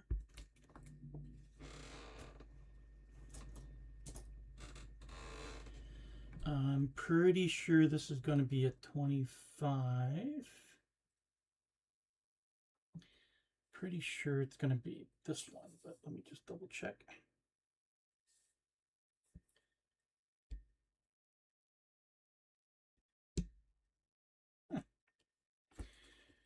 I don't know which one it is.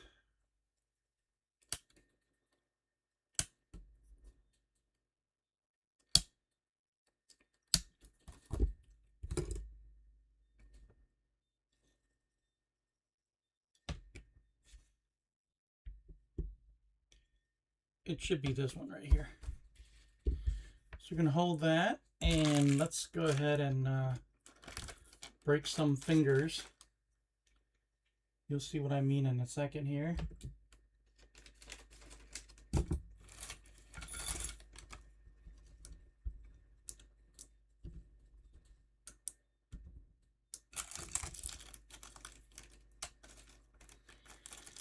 This part makes it another, gives it another reason why this is not a beginner's kit. This is very, I mean, if there's somebody has a better way of doing this, please share with me, because every time I run into this problem to this part, I just have a really tough time doing this. And that's these springs right here.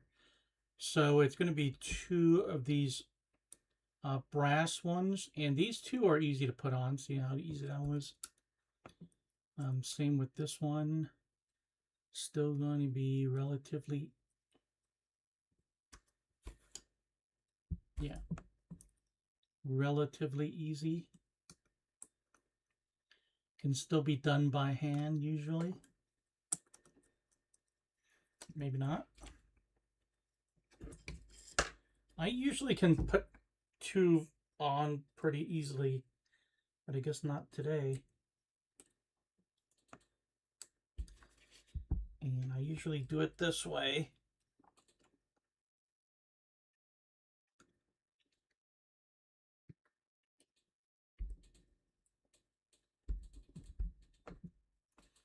And I've really spread out the springs.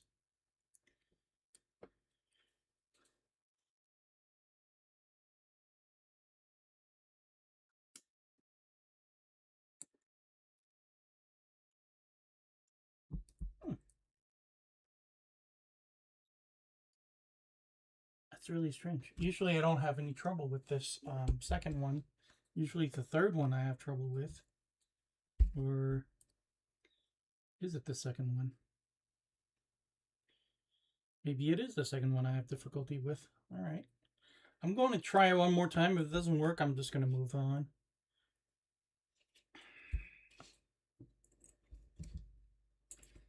Because this is torture.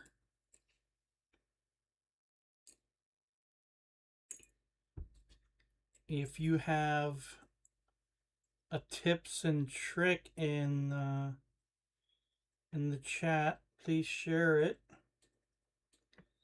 I would love to know if there is an easier way to do this,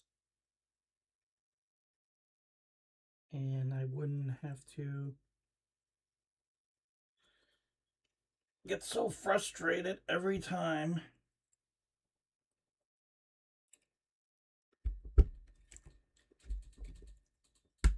Again, and it's mostly because I am getting older, and my strength is just not there to do things like this anymore. So it just becomes increasingly difficult.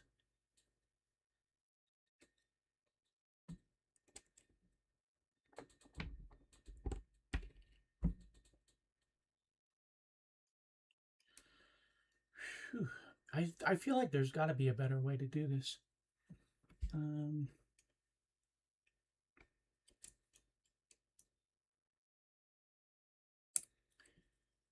Any ideas?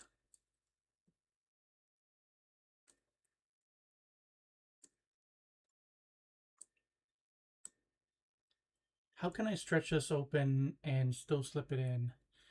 I used to do it this way and it used to work, but I was probably a little bit stronger by back then.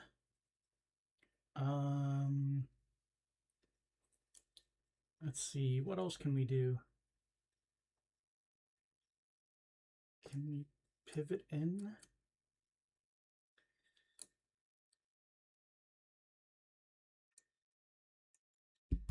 Wow.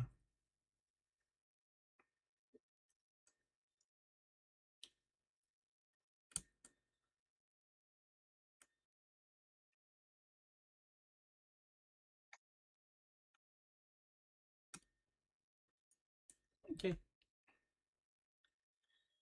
I'm just going to move on. We'll put this one on later. So let's go ahead and put this one on. And move forward. I don't want to make this into a 6-hour stream.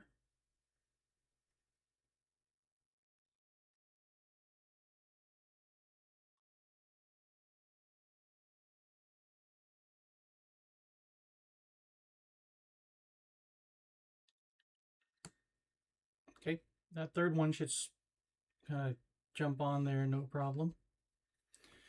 And let's go ahead and take this and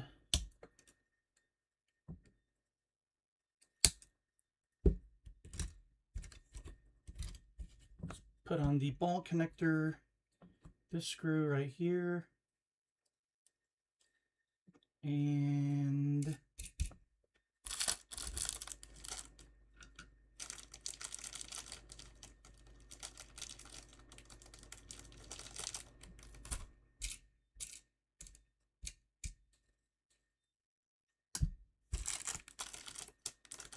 it should be that.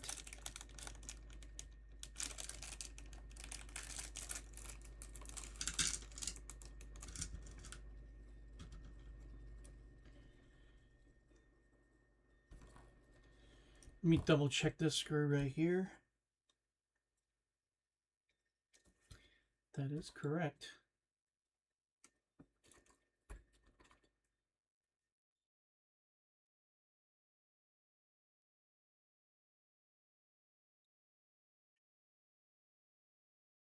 All right.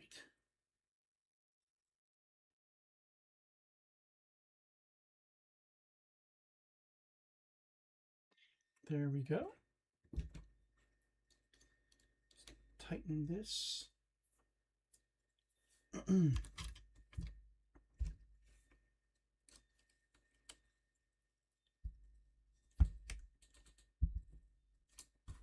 All right, so there's that. And now I'm going to put this on here. And this piece right here is going to be the cap. And like I mentioned, I already found the screw that works with this servo. Servo orientation is going to be like this, and this is going to be just straight up and down, I think. Is 90 degrees. Again, I've already centered this servo, so I should be able to just drop this in.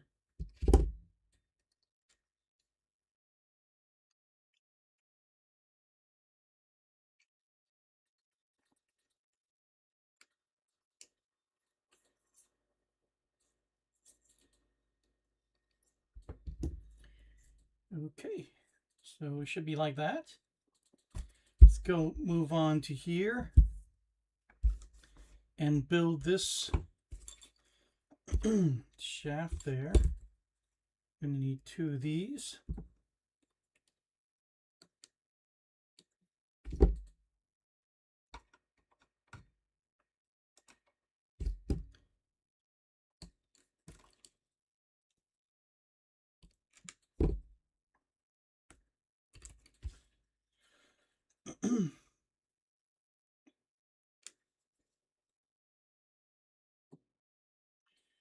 All right, so I'm going to hold it with this.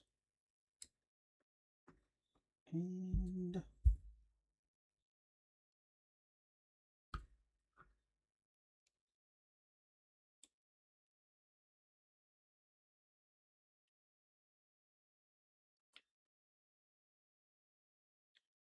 oh, so this is going to be lefty tighty. So this is actually going to be a turnbuckle.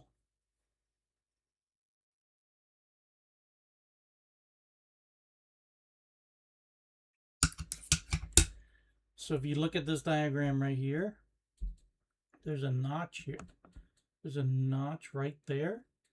So if you look at the orientation, this is going to be this side, and like the diagram shows here, this is going to be lefty-tighty. So let's go ahead and do the other side, which should be righty-tighty. Should be normal.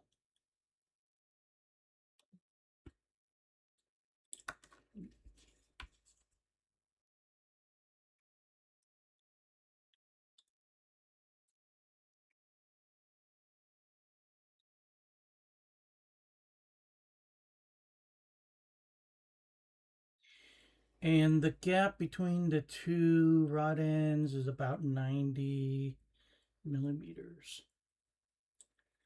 So let's see, does this stretch to 90? It does.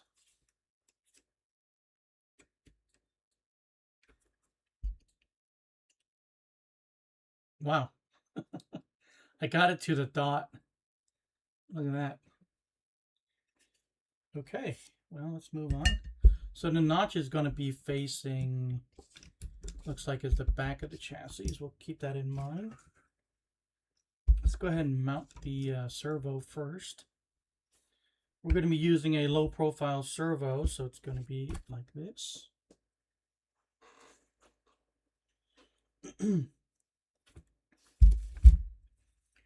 So I'm going to drop this in without any spacers or anything. I believe the receiver is going to be over here, so I'm just going to take advantage of this kind of access gap right there and have the wire go under.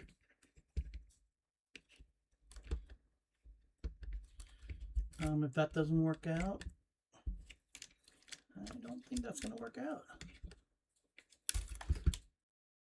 Let's see. Oh, it's going to have to go through the front.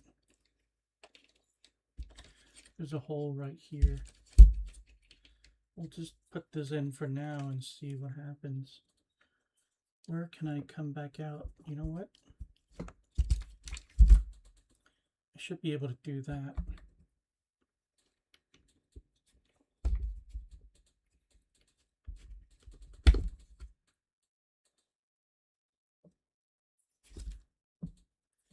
should be able to do that. Let's see. How can I do this? Yeah. So let's go down there first.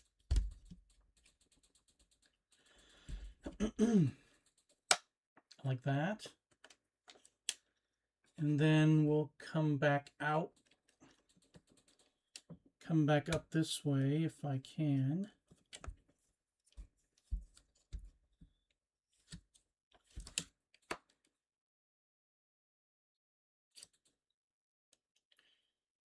This chassis is very flawed.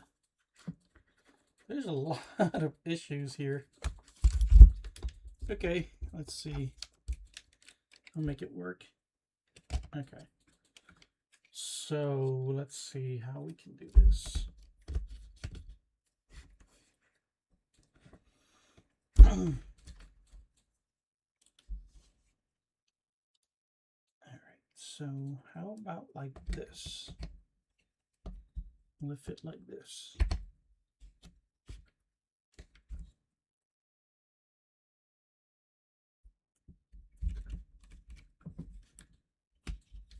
Let's go back to the first way I wanted to do it.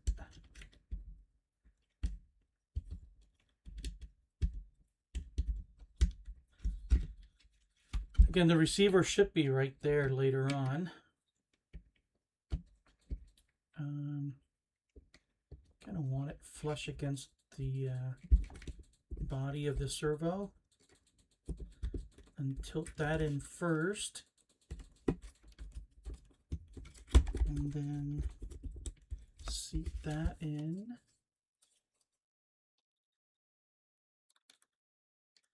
Hopefully I didn't pinch the wire too badly. Okay, looks okay. Yeah, okay. So that's what we're going to do. It works. 4 screws, 1, 2, 3, 4 with the washer. So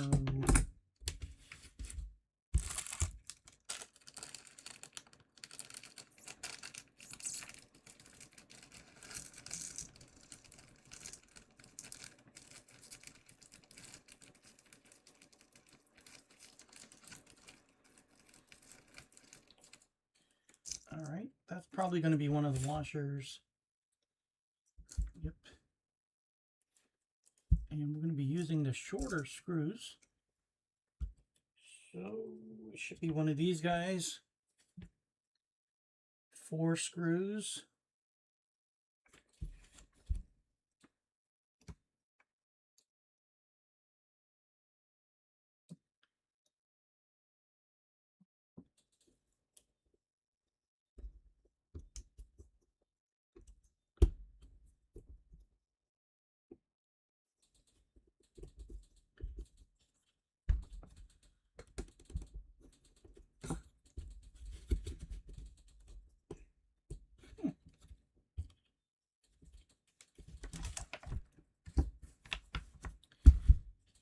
Alrighty.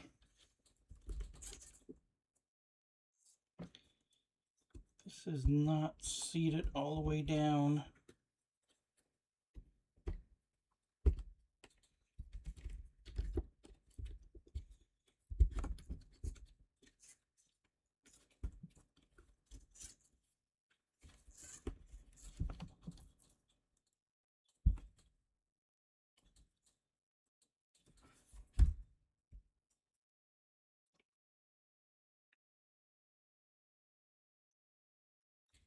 Let's try this side.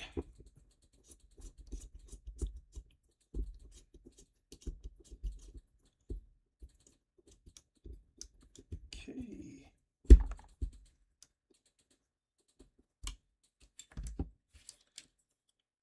I'm putting a lot of stress on this servo. So I won't be able to take the servo out of here for sure. I think once it's in here, this is committed. I'm pretty sure the wire is already pinched. So if it works, I think this servo is going to stay in here.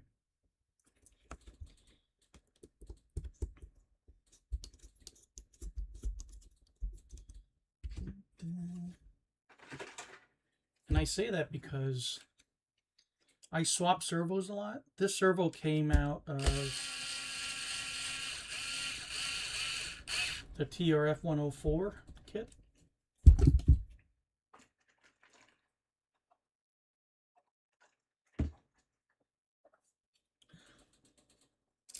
I just took it out this morning.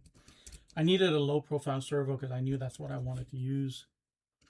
And I have another one, but it's not as good as this R12.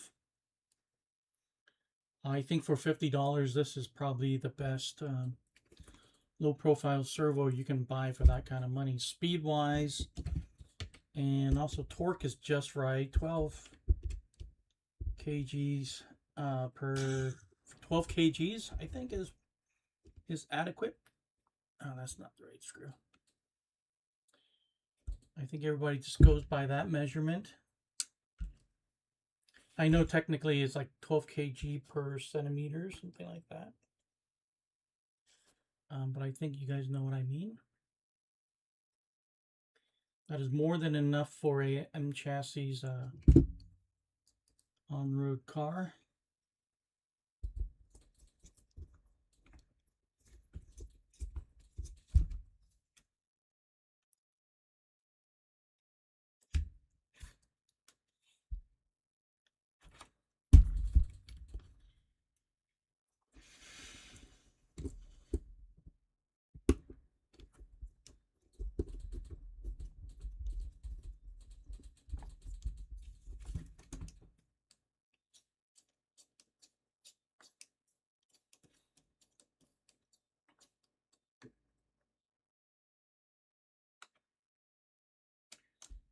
Okay, I think I can fit a screw in here now. And I'm pretty sure the wire's really pinched now. I don't think there's any going back for that wire.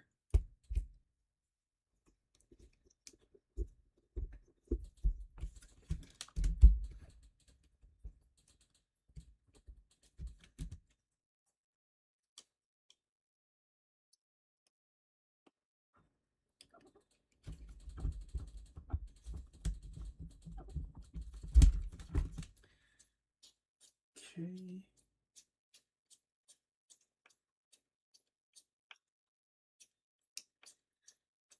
There we go.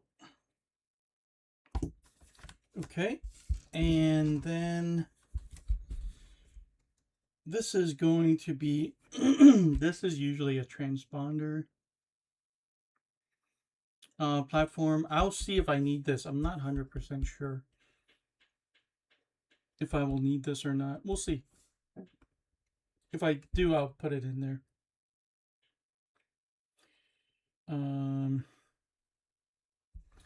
Where does this mount to?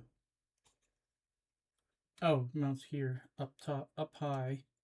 So sit here for the transponder. Or, well, I mean, you can put a gyro in this. So there's this plate right here also. All right, so I'm not going to put the antenna one in here. Let's snap this on. That notch is going to be facing the back of the car.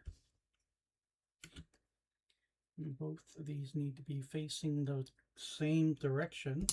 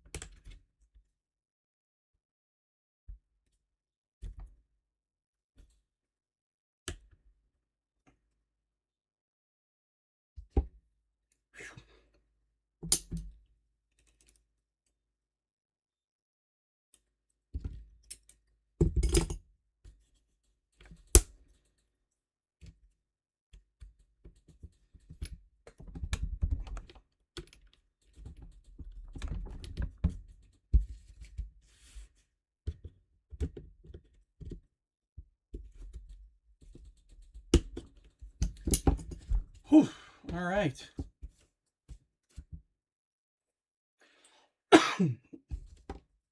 Let's put this platform on B6. Should be that small one. This is the big one. I mean, the transponder is this big. This is not, I mean, not necessary. I could put the ESC up there, I guess.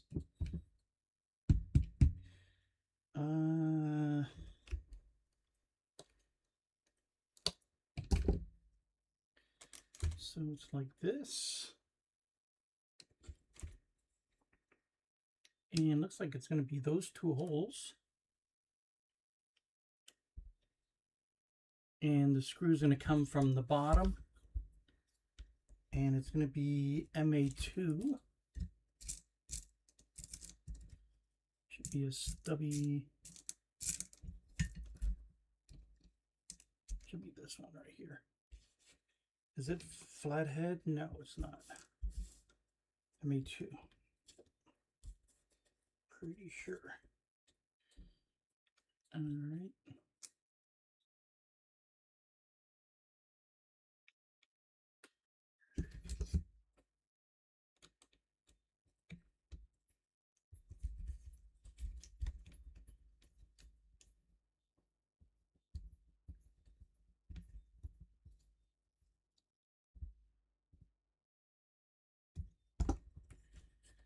Alrighty. So I'm not even sure what that is for. Okay, so next, let's go ahead and, oh, that's for the switch. That's right. Okay, so let's do the ESC, and it's going to be really simple because I'm just going to use a 1060. And I'm going to run the wire through that hole.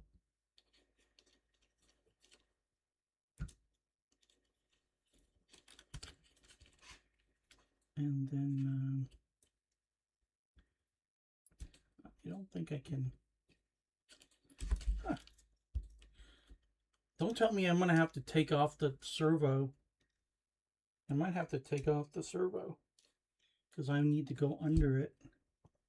I'm not going to do it right now, but looks like I'm going to have to take off the servo. For right now, I'm just going to go around like this so I can keep on moving.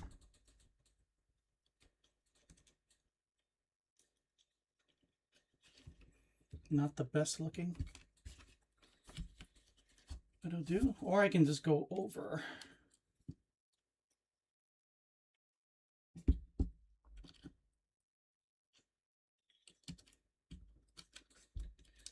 Things simple. Yeah, we'll just go around it for now. Okay, so there's that. Put all of these wires underneath here. And we're just going to tape it here as far back as I can. Okay, so double-sided tape.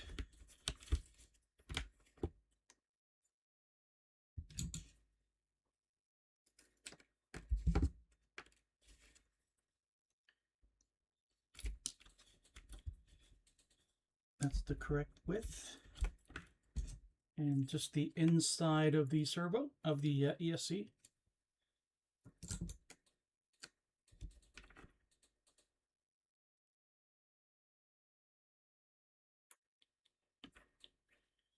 And tape that down.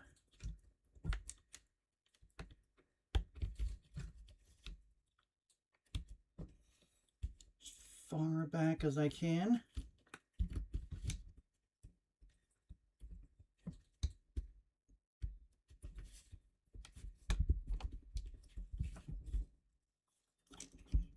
Okay, very good. And for now, we'll just have that go there. And then the receiver is going to go here. And the receiver, if I remember correctly, the black wire is negative, so it should be this way. And then the servo.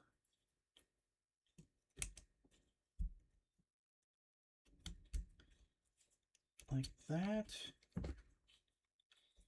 And let's go ahead and take this down.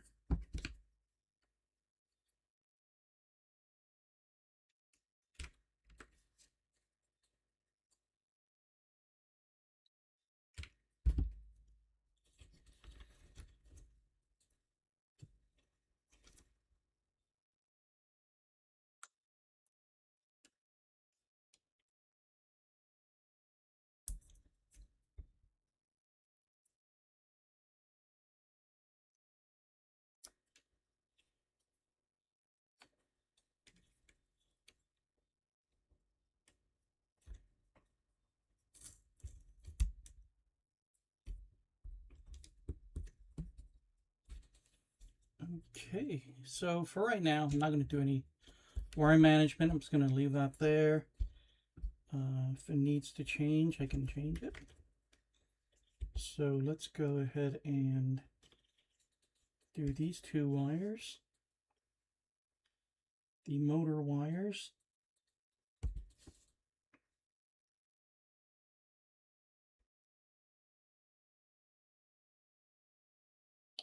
Okay, and then the battery terminal. And just so that we are know for sure that it's working, so let's do that. Maybe this should be upside down.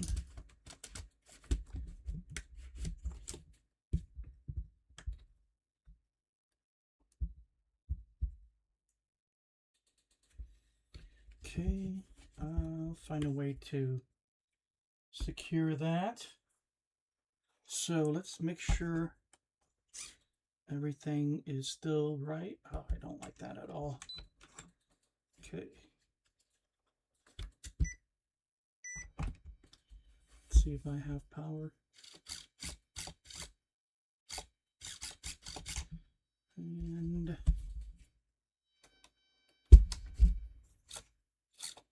the servo's reversed, but that's okay. And oh no, wait a minute. Yes, servo's reversed, and then throttle's correct. So I just need to switch the. I just need to reverse the servo on here. I can do that later.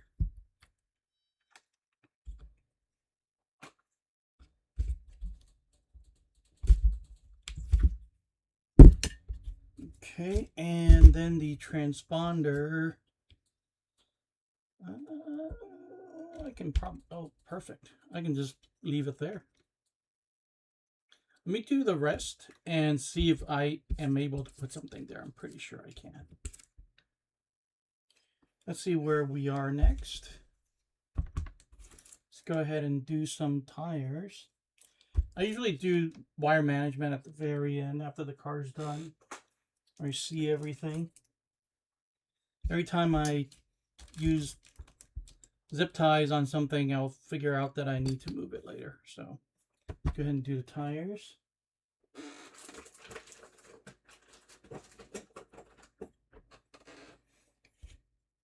I would say we're like 85%, almost 90% done with this kit already. We've definitely passed all the difficult parts. The most difficult part today was the rear suspension mounts. They were pretty difficult to put together, to be honest.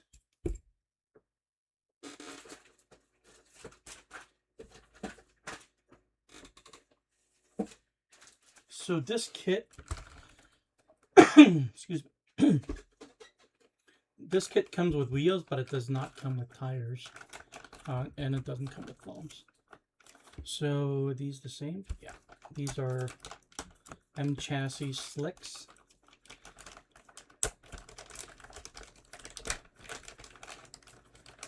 We'll just be using these. And these are M chassis inner sponge. There's the part number. That's the part number for these slicks, 53215. And for the foam is 53204.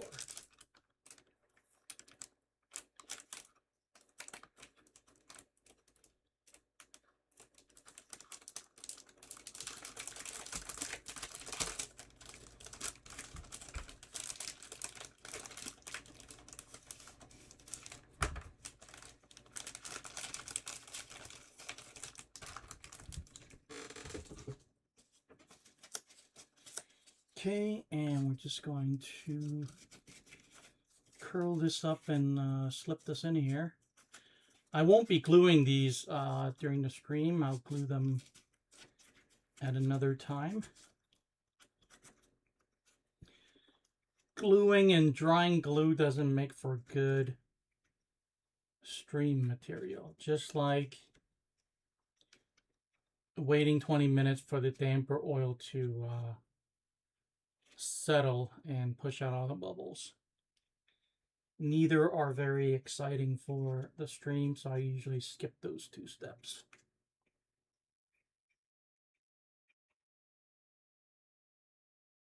Okay. There we go. And I think these are the same. They are the same.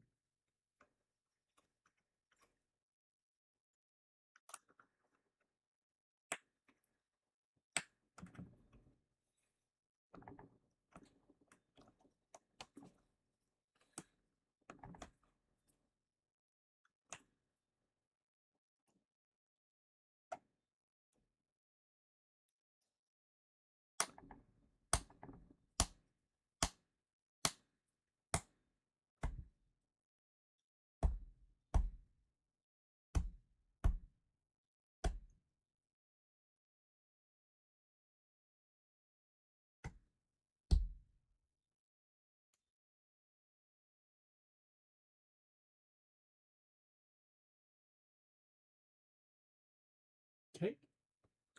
So there's one. Let's go ahead and do all of them really quick.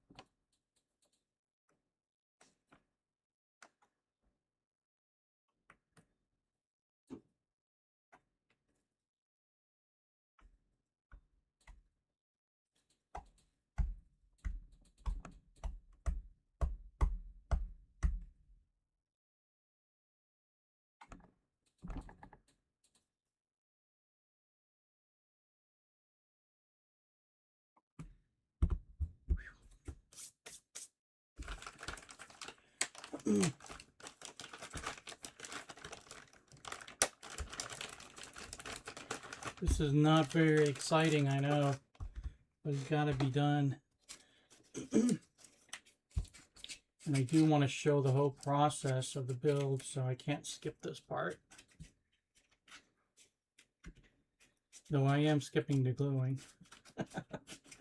I guess I could skip it, but too late now.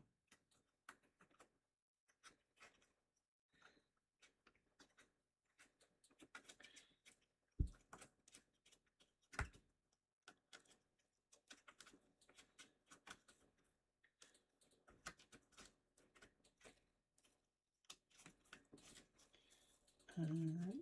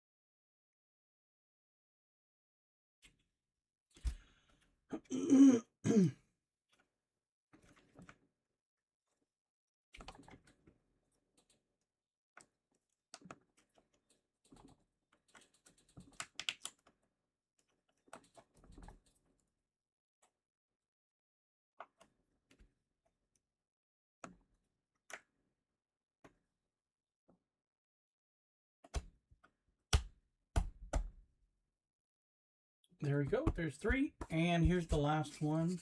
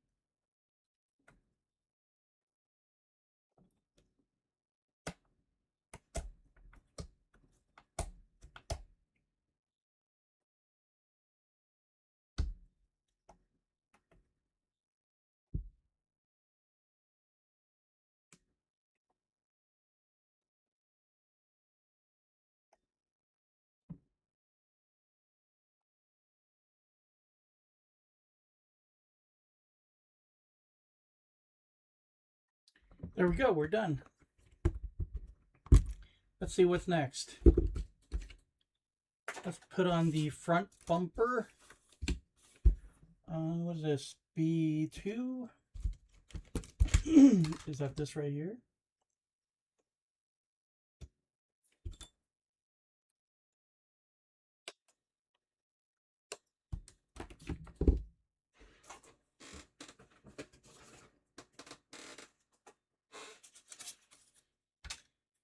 Here is the front bumper. There it is. Wow, look at that fit. M-08R.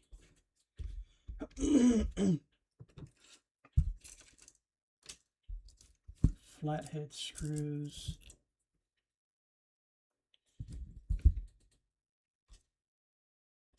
Go.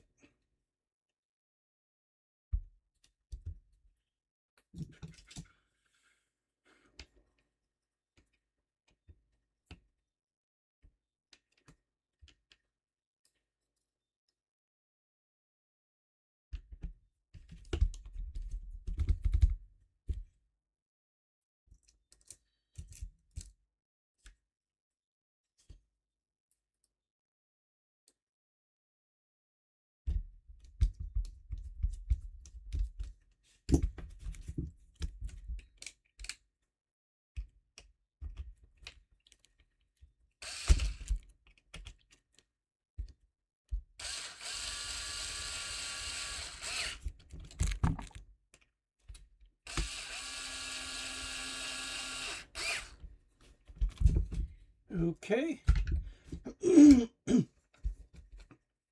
Cut according to body use. Okay, I don't need to cut this yet.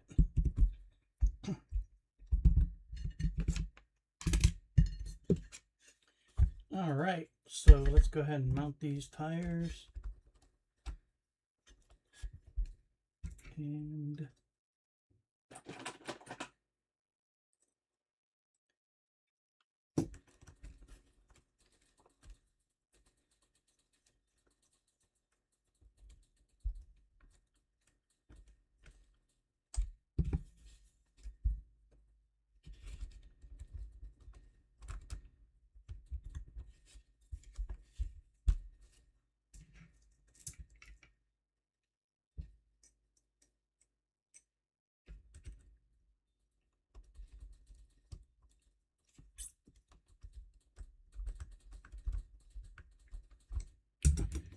There we go. Let's do the back.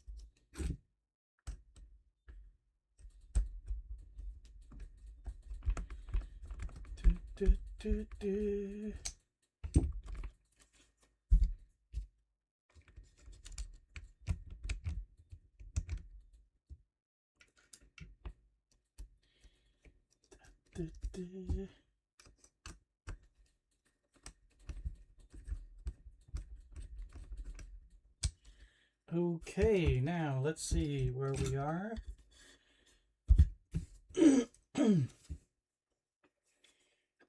Attaching those battery stays, and that should be these right here.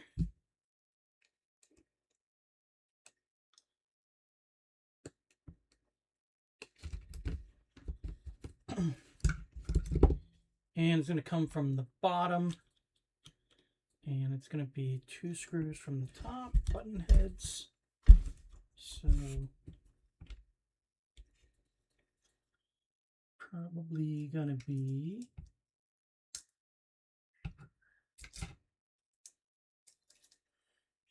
one of these.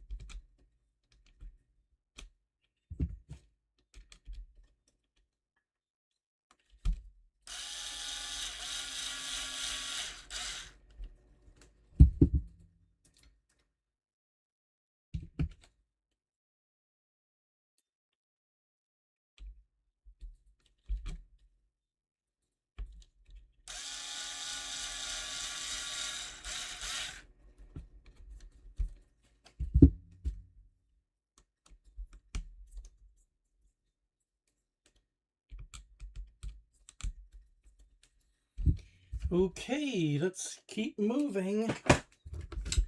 Let's turn the page and keep moving. Where are we next? So we should put some pads here to kind of space it out a little bit, kind of dampen the battery a little bit. I think it could use a little bit of padding, so I'll put that on. It will make this battery very snug though. I know that for sure. I know that for sure.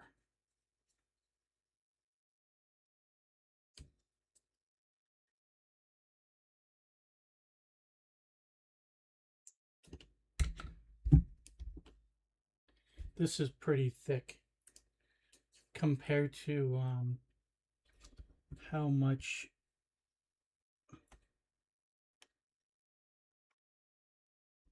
clearance my battery has for that space. We'll see if it'll even fit after I drop this in here.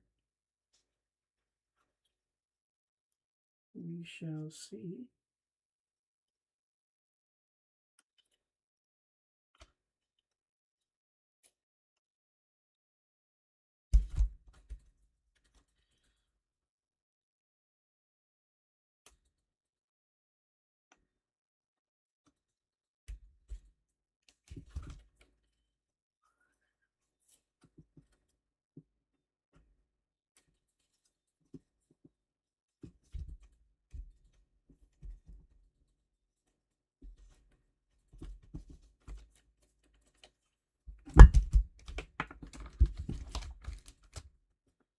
Yeah, it's gonna be very snug.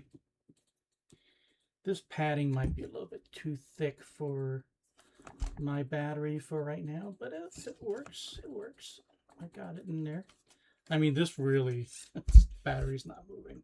It's not coming in or out. But it fits, so we'll just go with that for now. I do need to do another step, which I'm not going to do live, which is to put super glue, CA glue, all the way around. That seals the carbon fiber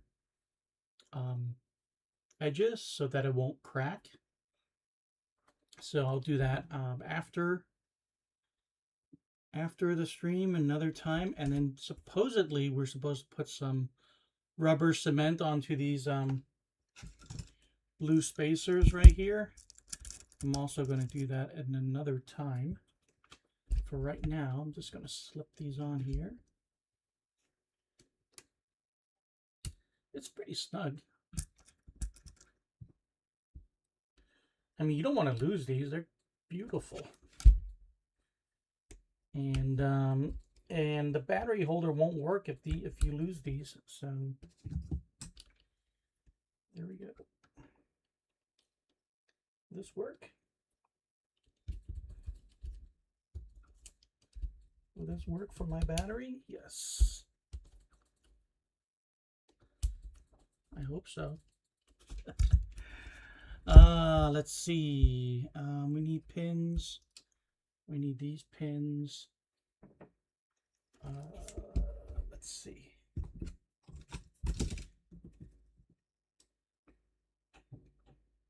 Need to put a little bit of angle on these. Let me just put it down here.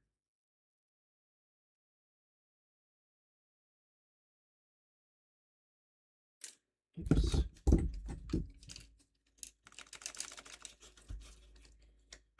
It's stuck in there.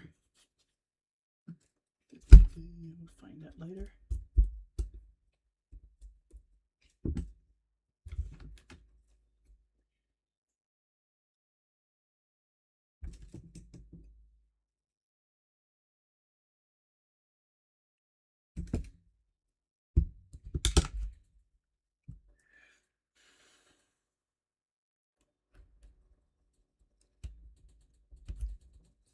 There's one. Let's see if I can find that other pin.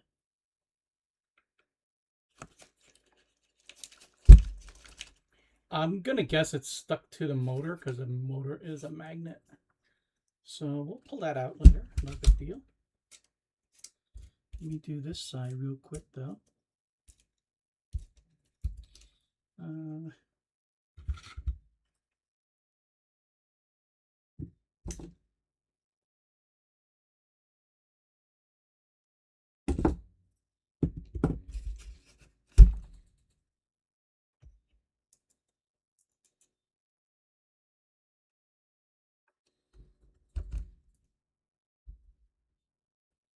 Hey Eduardo, how are you? Thanks for watching. Thanks for hanging out. Thanks for the encouragement. It's been a fun kit to build. It had its difficulties and interesting twists and turns. but I think we managed to get through it. And then in a little bit here, we'll do the body reveal and show you what body I am going to use for this chassis. I'd say we're about 95% done now. Oh, this one should be on the other side. The way I twisted it. No. Okay. I twisted it the wrong way. Okay, so there we go. Just like that. We'll have to work on the wiring and stuff like that later. Let's see. Okay. Have to make sure that doesn't interfere. Maybe down here. We'll figure it out. We'll figure it out. Yep. Okay. All right.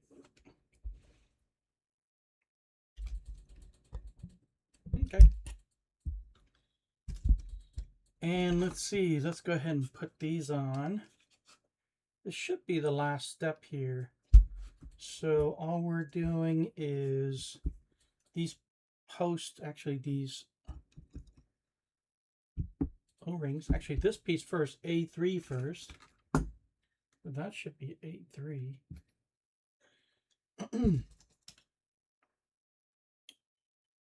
Thank you. Eduardo, where are you watching from? What part of the world? Or you could be here in the United States. Never know.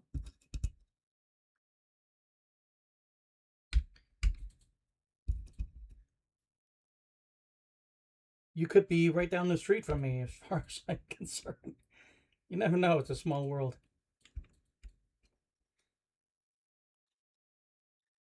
And we're just going to roll this O-ring on.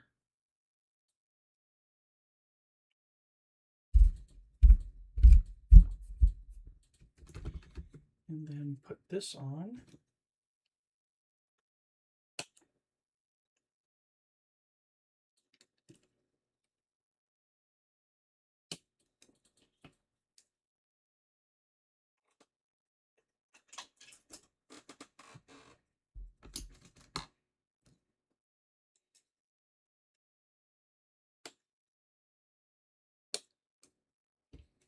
From the Americas, okay. North, central, or south?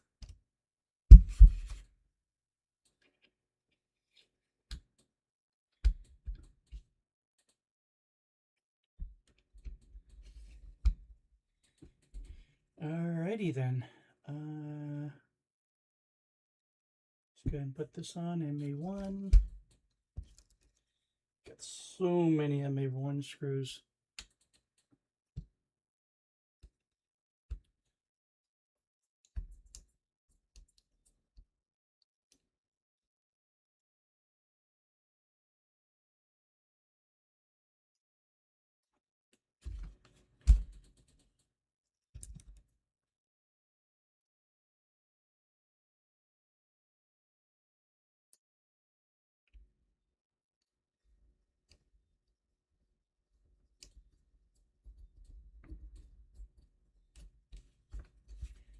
Alrighty, let's see. I think we're done, right? Yeah, I think we're done. So here is the body reveal. You guys ready? For this kit, I am going to be using the GoPro Suzuki Swift. And I'll post some pictures. It's really hard to show here today, right now. I will post some pictures. Whoa, hold on. These are in the wrong place. I'm going to have to spin these around. These are in the wrong spot. Okay. Well, Anticlimactic, but we'll figure it out, just like everything else. This will just take a second, I think. This won't be very difficult.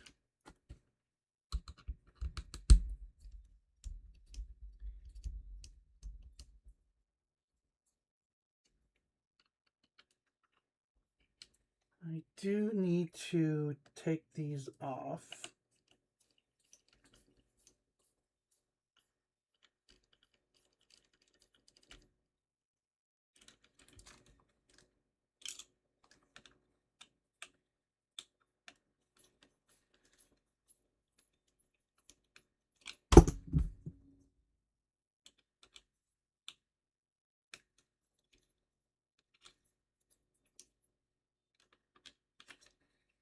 Okay, so instead of taking everything apart, I'm just going to spin this around.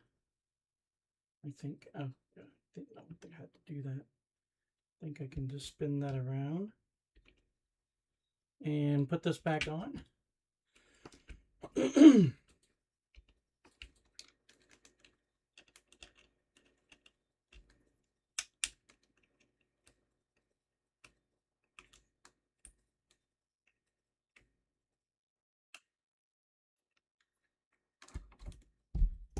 Oh, brother, why is this not working all of a sudden? Okay, let's do it again.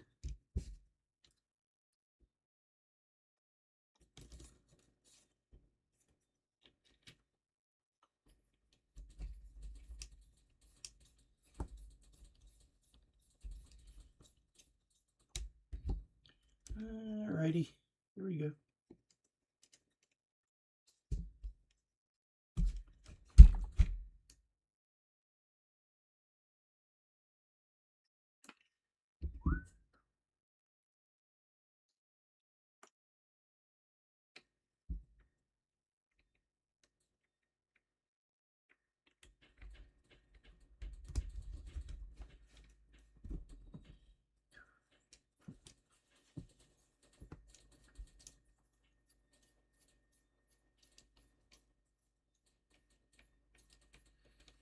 All right.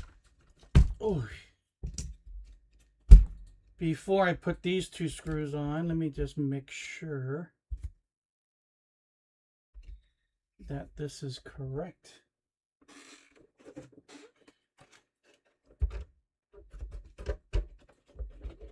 Yep.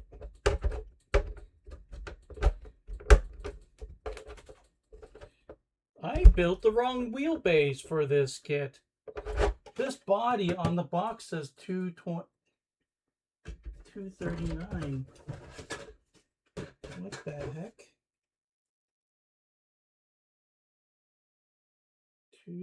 Uh-oh. I think I got it mixed up.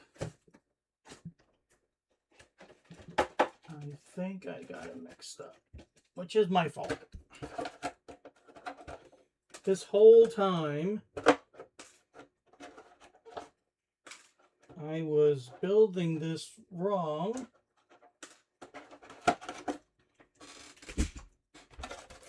But I think this will work.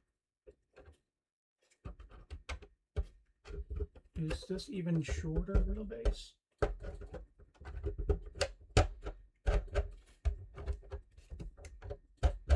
Yep, I built the long wheelbase. Okay, I am obviously not going to do that right now. I'm not going to take this apart and build it. It is what it is. Make mistakes. So I'm going to fix this after the stream is over, and then I'll post some pictures then. Apologize for not being able to finish this entire kit. I was hoping we can take some pictures and whatnot and maybe chat a little bit, but it looks like I'm going to have to end the stream here and then fix everything so I can post some pictures tonight. All right, guys. Again, I'm sorry I wasn't able to provide any pictures or anything like that and show it off a little bit, but you live and learn. You make mistakes, you fix them. All right, so thanks for watching. I'll see you guys in the next stream.